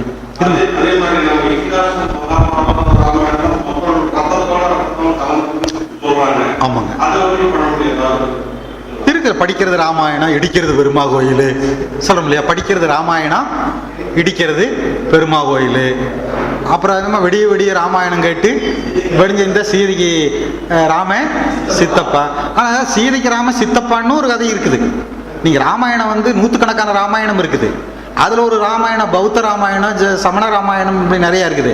அதில் சீதைக்கு வந்து சித்தப்பன் ராமன், அண்ணன் ராமன், அப்படியான கதைகளும் இருக்குது. ஆனால் இங்கே அப்படி இல்லை. அதனால சீதைக்கு ராமன் சித்தப்பன்னு சொன்னானா நிறைய இருக்கு. நீங்கள் ராமாயண மகாபாரத கதையை வச்சு நிறைய பழமொழிகள் இருக்கு.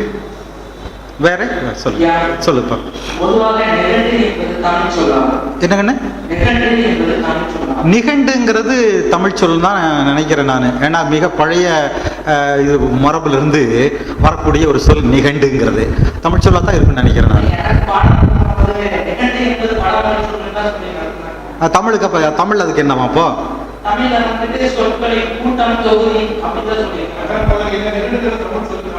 அப்படி வர்றதுக்கு வாய்ப்பு இல்லை.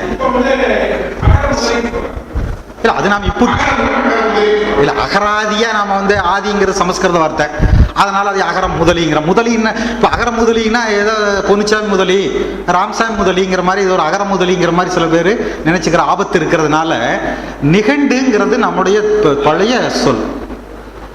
அது சொல்லாங்கண்ணே. நிறைய பேர் நிறைய சொற்களை எல்லாம் வடமொழி. அதாவது நீங்க இந்த வையாவிரிப்புல தான் சொல்லுவார், வேஷ்டியிலிருந்து தான் வேட்டி வந்தது அப்படிங்கிற மாதிரி. அதுக்கு பாவனர் சொன்னார், கொஞ்ச நாள் போனா ஆட்டுக்குட்டிங்கிறது ஆஷ்டு குஷ்டியிலிருந்து தான் வந்ததுன்னு நம்மளால் சொல்ல போறாங்க.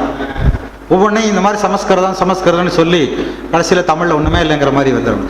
நிகண்டு பழைய சொல், அதனால நம்ம என்னன்னா அது தமிழ் சொல்ல தான் இருக்கணுங்கிறது நம்முடைய ஒரு மதிப்பீடு தான், வேற ஒன்றும் இல்லை. ஐயா சொல்லுங்க சொல்லுங்க சொல்லுங்க.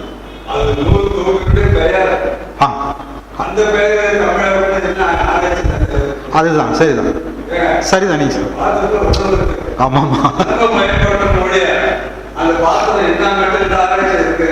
நமக்கு முன்னாடியே 2-3 தலைமுறைக்கு முன்னாடியே நமக்கு சொல்லுக்கு வேற ஆமா ஆமா இல்லன்னா சொற்கள் வேற கிடைக்குமா? கிடைக்காது. இல்ல நிகண்டில் ஒரு சொல்லு 16 பொருள்கள் அதான் சொல்லு. அதை வச்சுதான் அகராதியை நம்மால் தயார் பண்ணியிருக்கான். அது ஒரு நூலின் பெயர். சரிதான் திருவள்ளுவர் வச்சாங்க. அதுக்கு 1000 ஆராய்ச்சி இருக்கு. சரிதான் சரிதான் சரிதான் நீங்க சரிதான். ஆனா எனக்கு என்னன்னா அதை மலையாளத்துக்காரன் பையன் வச்சு எடுத்துட்டா நம்மால் விட்டானேங்கிறது தான். அவன் பாருங்களேன் நிகண்டுன்னு தான் போடுறான், வேற வார்த்தை கிடையாது. சொல்லு சொல்லு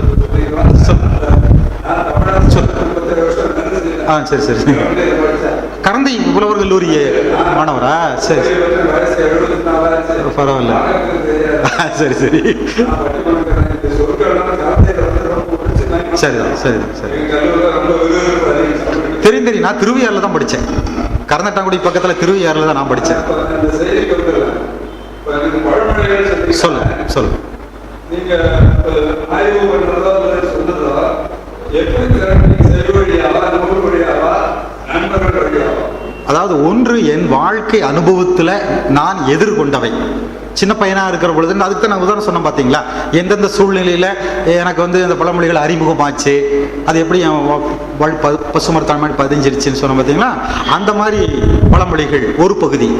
இன்னொன்று நம்முடைய டாக்டர் மீனாட்சி சுந்தரத்தினுடைய துணைவியா ஒரு 2200 கொங்கு நாட்டு பழமொழிகளை ஒரு நூலாக தொகுத்து போட்டிருக்காங்க.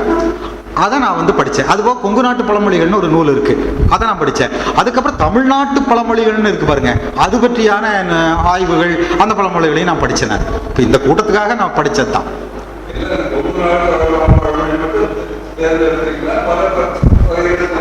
என்னுடைய இன்றைய பேச்சுக்கு கொங்கு நாட்டு பழமொழிகளை மட்டும்தான் எடுத்துட்டேன். அது இருக்கு இருக்கு இருக்கு ஆனால் இப்போ நான் ஆய்வுக்கு அதை எடுத்துக்கல. ஏன்னா நம்ம தலைப்பு கொங்கு நாட்டு பழமொழி தானே. சொல்லுங்க. இது பழமொழியில் சொல்றீங்களா? ஆனா பழமொழியில ரொம்ப ஆச்சரியமான விஷயம் என்னன்னு கேட்டீங்கன்னா, பெண்களை பற்றி நிறைய வருது, ஜாதி பற்றி நிறைய வருது, இந்த வாழ்க்கை அனுபவங்கள் இருக்கு பாருங்க, அதனுடைய சாரம் விழுமியங்கள் அது நிறைய வருது. கடவுளை பற்றி அல்லது மதம் சார்ந்து இந்த மாதிரி விஷயங்கள் அதிகமாக காணும்.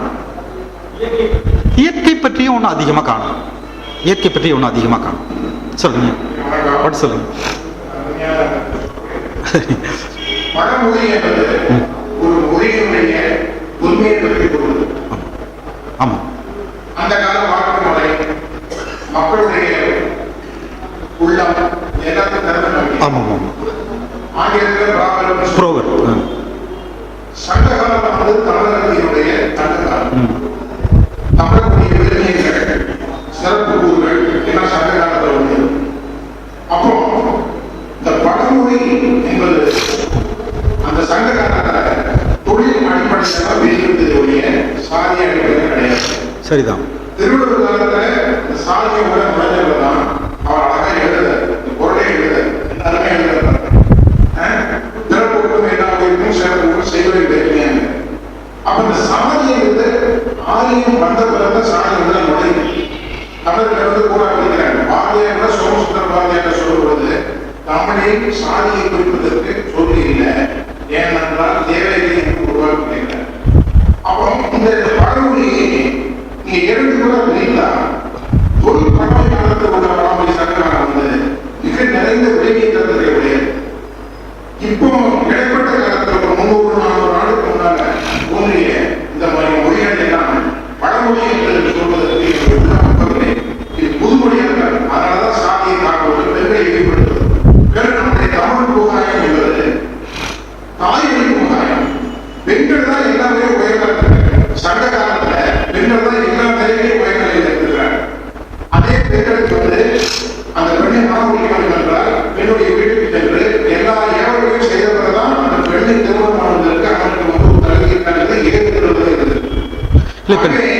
நீங்கள் சொல் புரிக்கலாம். இல்லை நீங்கள் சொல்கிறது எனக்கு புரியுதுங்கய்யா. இப்போ நான் அதுக்கு ஒரு சான்று சொல்கிறேன் பாருங்களேன். நான் இப்போ நீங்கள் சொன்னதுக்கு ஒரு சான்று சொல்கிறேன் ரெண்டை பிரிக்கிறதுக்கு. ஒன்று, அந்த தொல்பழங்கால பழமொழிகள்னு நம்மளால் பிரித்து கண்டுபிடிக்கிறது கடினம். இப்போ இருக்கிற பழமொழிகளில் நீங்கள் சொல்கிற மாதிரி தாய்வழி சமூகத்தினுடைய காலகட்டத்தில் உருவான பழமொழிகள், உடைமை வர்க்கம், அதாவது என்ன சொல்கிறது, நம்ம ஆண் சமூகமாக உருவானதுக்கு பின்னாடி உருவான பழமொழிகள்னு பிரித்து பார்க்குறதுங்கிறது ரொம்ப கடினமாக இருக்குது. இப்போ நீங்கள் ஒன்று பாருங்கள், தான் ஆடாட்டியும் தான் சதையாடுங்கிறான் பார்த்தீங்களா, இது ஒரு பழமொழி.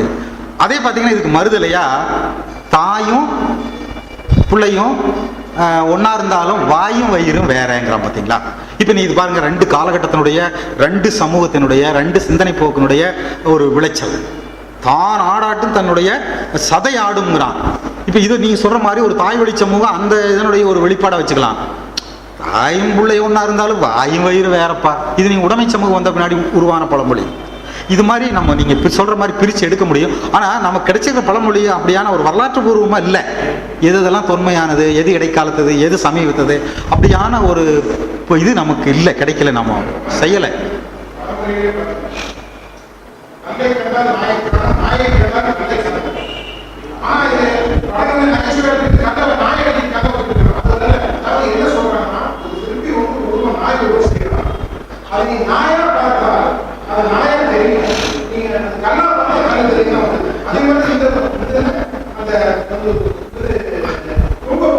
பிடிக்கிறது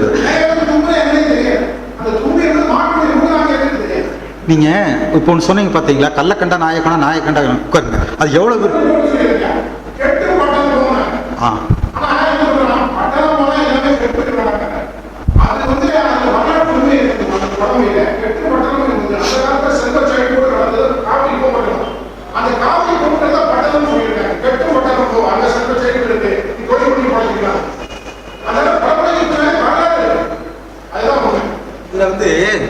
ஒரு செய்தி சொல்ல மறந்துட்டுங்க. நம்மளால் என்ன பண்ணியிருக்கிறான், இப்போ நம்ம தொடக்கத்தில் நான் சொன்னேன், எல்லாத்தையும் பதிவு பண்ணணும், எதையும் விடக்கூடாது, ஆபாசமாக இருக்குதுன்னு நீங்கள் விட்டுறக்கூடாது அப்படின்னு எல்லா அறிஞர்களும் சொல்கிறாங்க, நாமளும் சொல்கிறோங்க.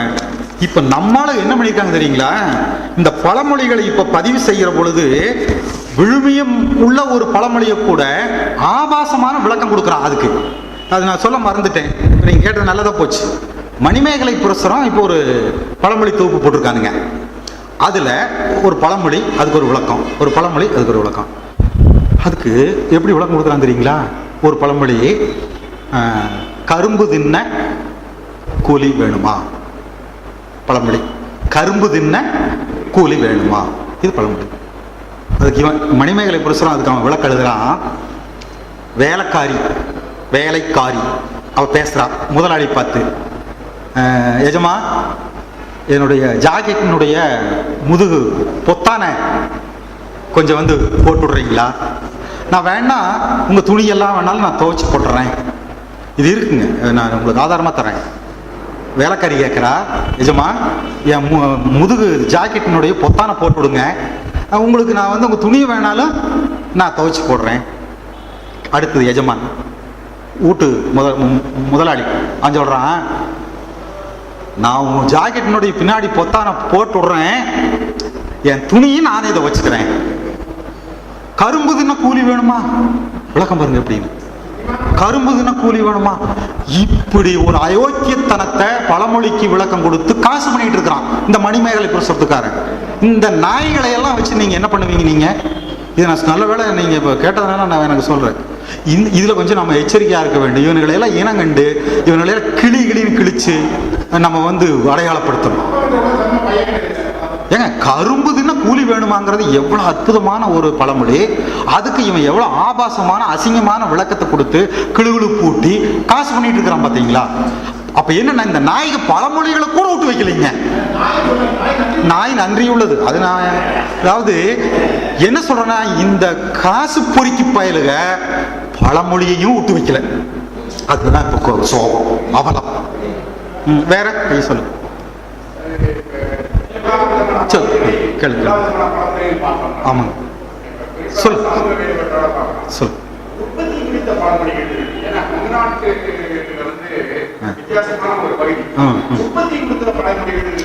உற்பத்தி சம்பந்தப்பட்ட சொல்றீங்க.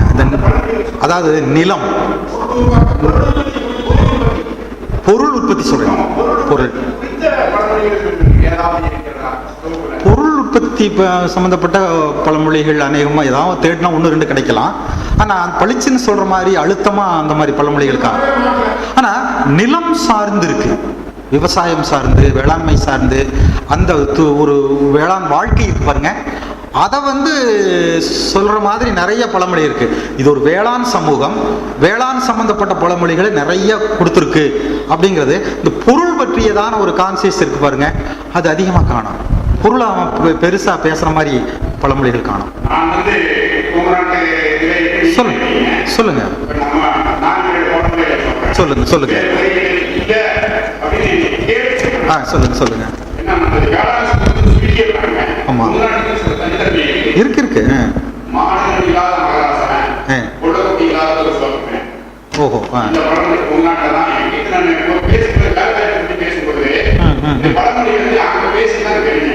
இப்ப இது இந்த தொகுப்பு நீங்க பழமொழி கொங்கு நாட்டு பழமொழிகள் தொகுப்புல இது இல்ல. நல்லா சொல்லுங்க, மறுபடியும் இருக்கா அதையா? ஓ சரி. சொல். சரிதான். சொல்லு.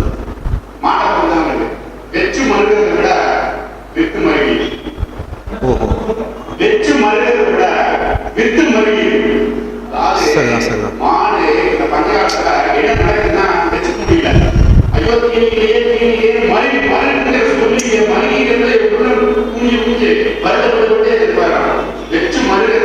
வித்து மருகிறது.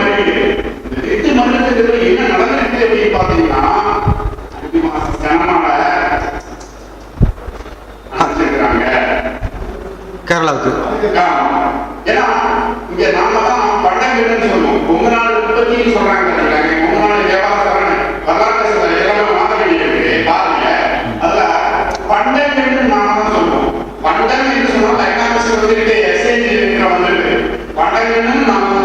சரிதான்.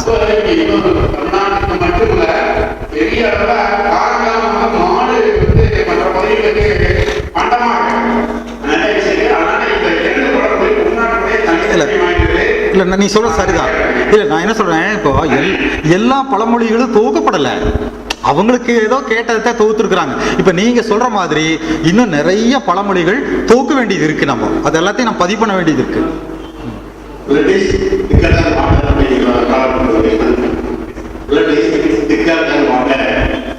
அதாவது ரத்தம் தண்ணீரை விட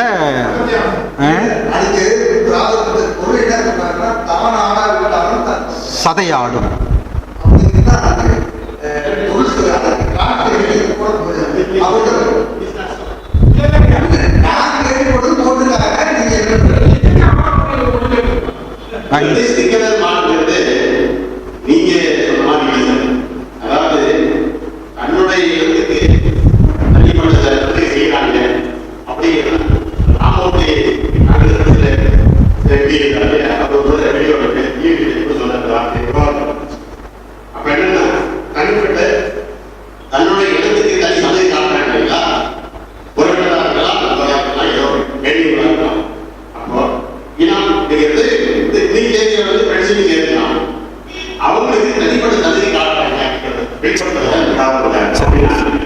சரி சரி, அப்படி சொல்லலாம், அப்படி சொல்லலாம். சரி ஐயா.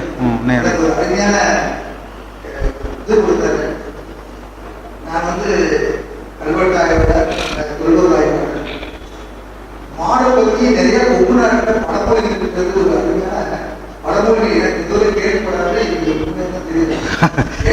நிறைய இருக்கு இந்த மாதிரி. கால்நடை கொங்கு நாட்டில் 14ஆம் நூற்றாண்டு 15ஆம் நூற்றாண்டு வரை அதிக எண்ணிக்கை.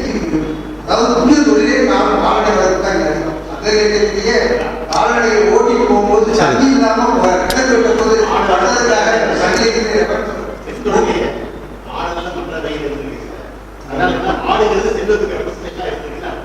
அதே மாதிரி வேற அதே மாதிரி கோவில்கள் கால்நடை சம்பந்தமான கோவில்கள் எல்லாம் தமிழ்நாட்டில் நிறைய உண்டு. சரியான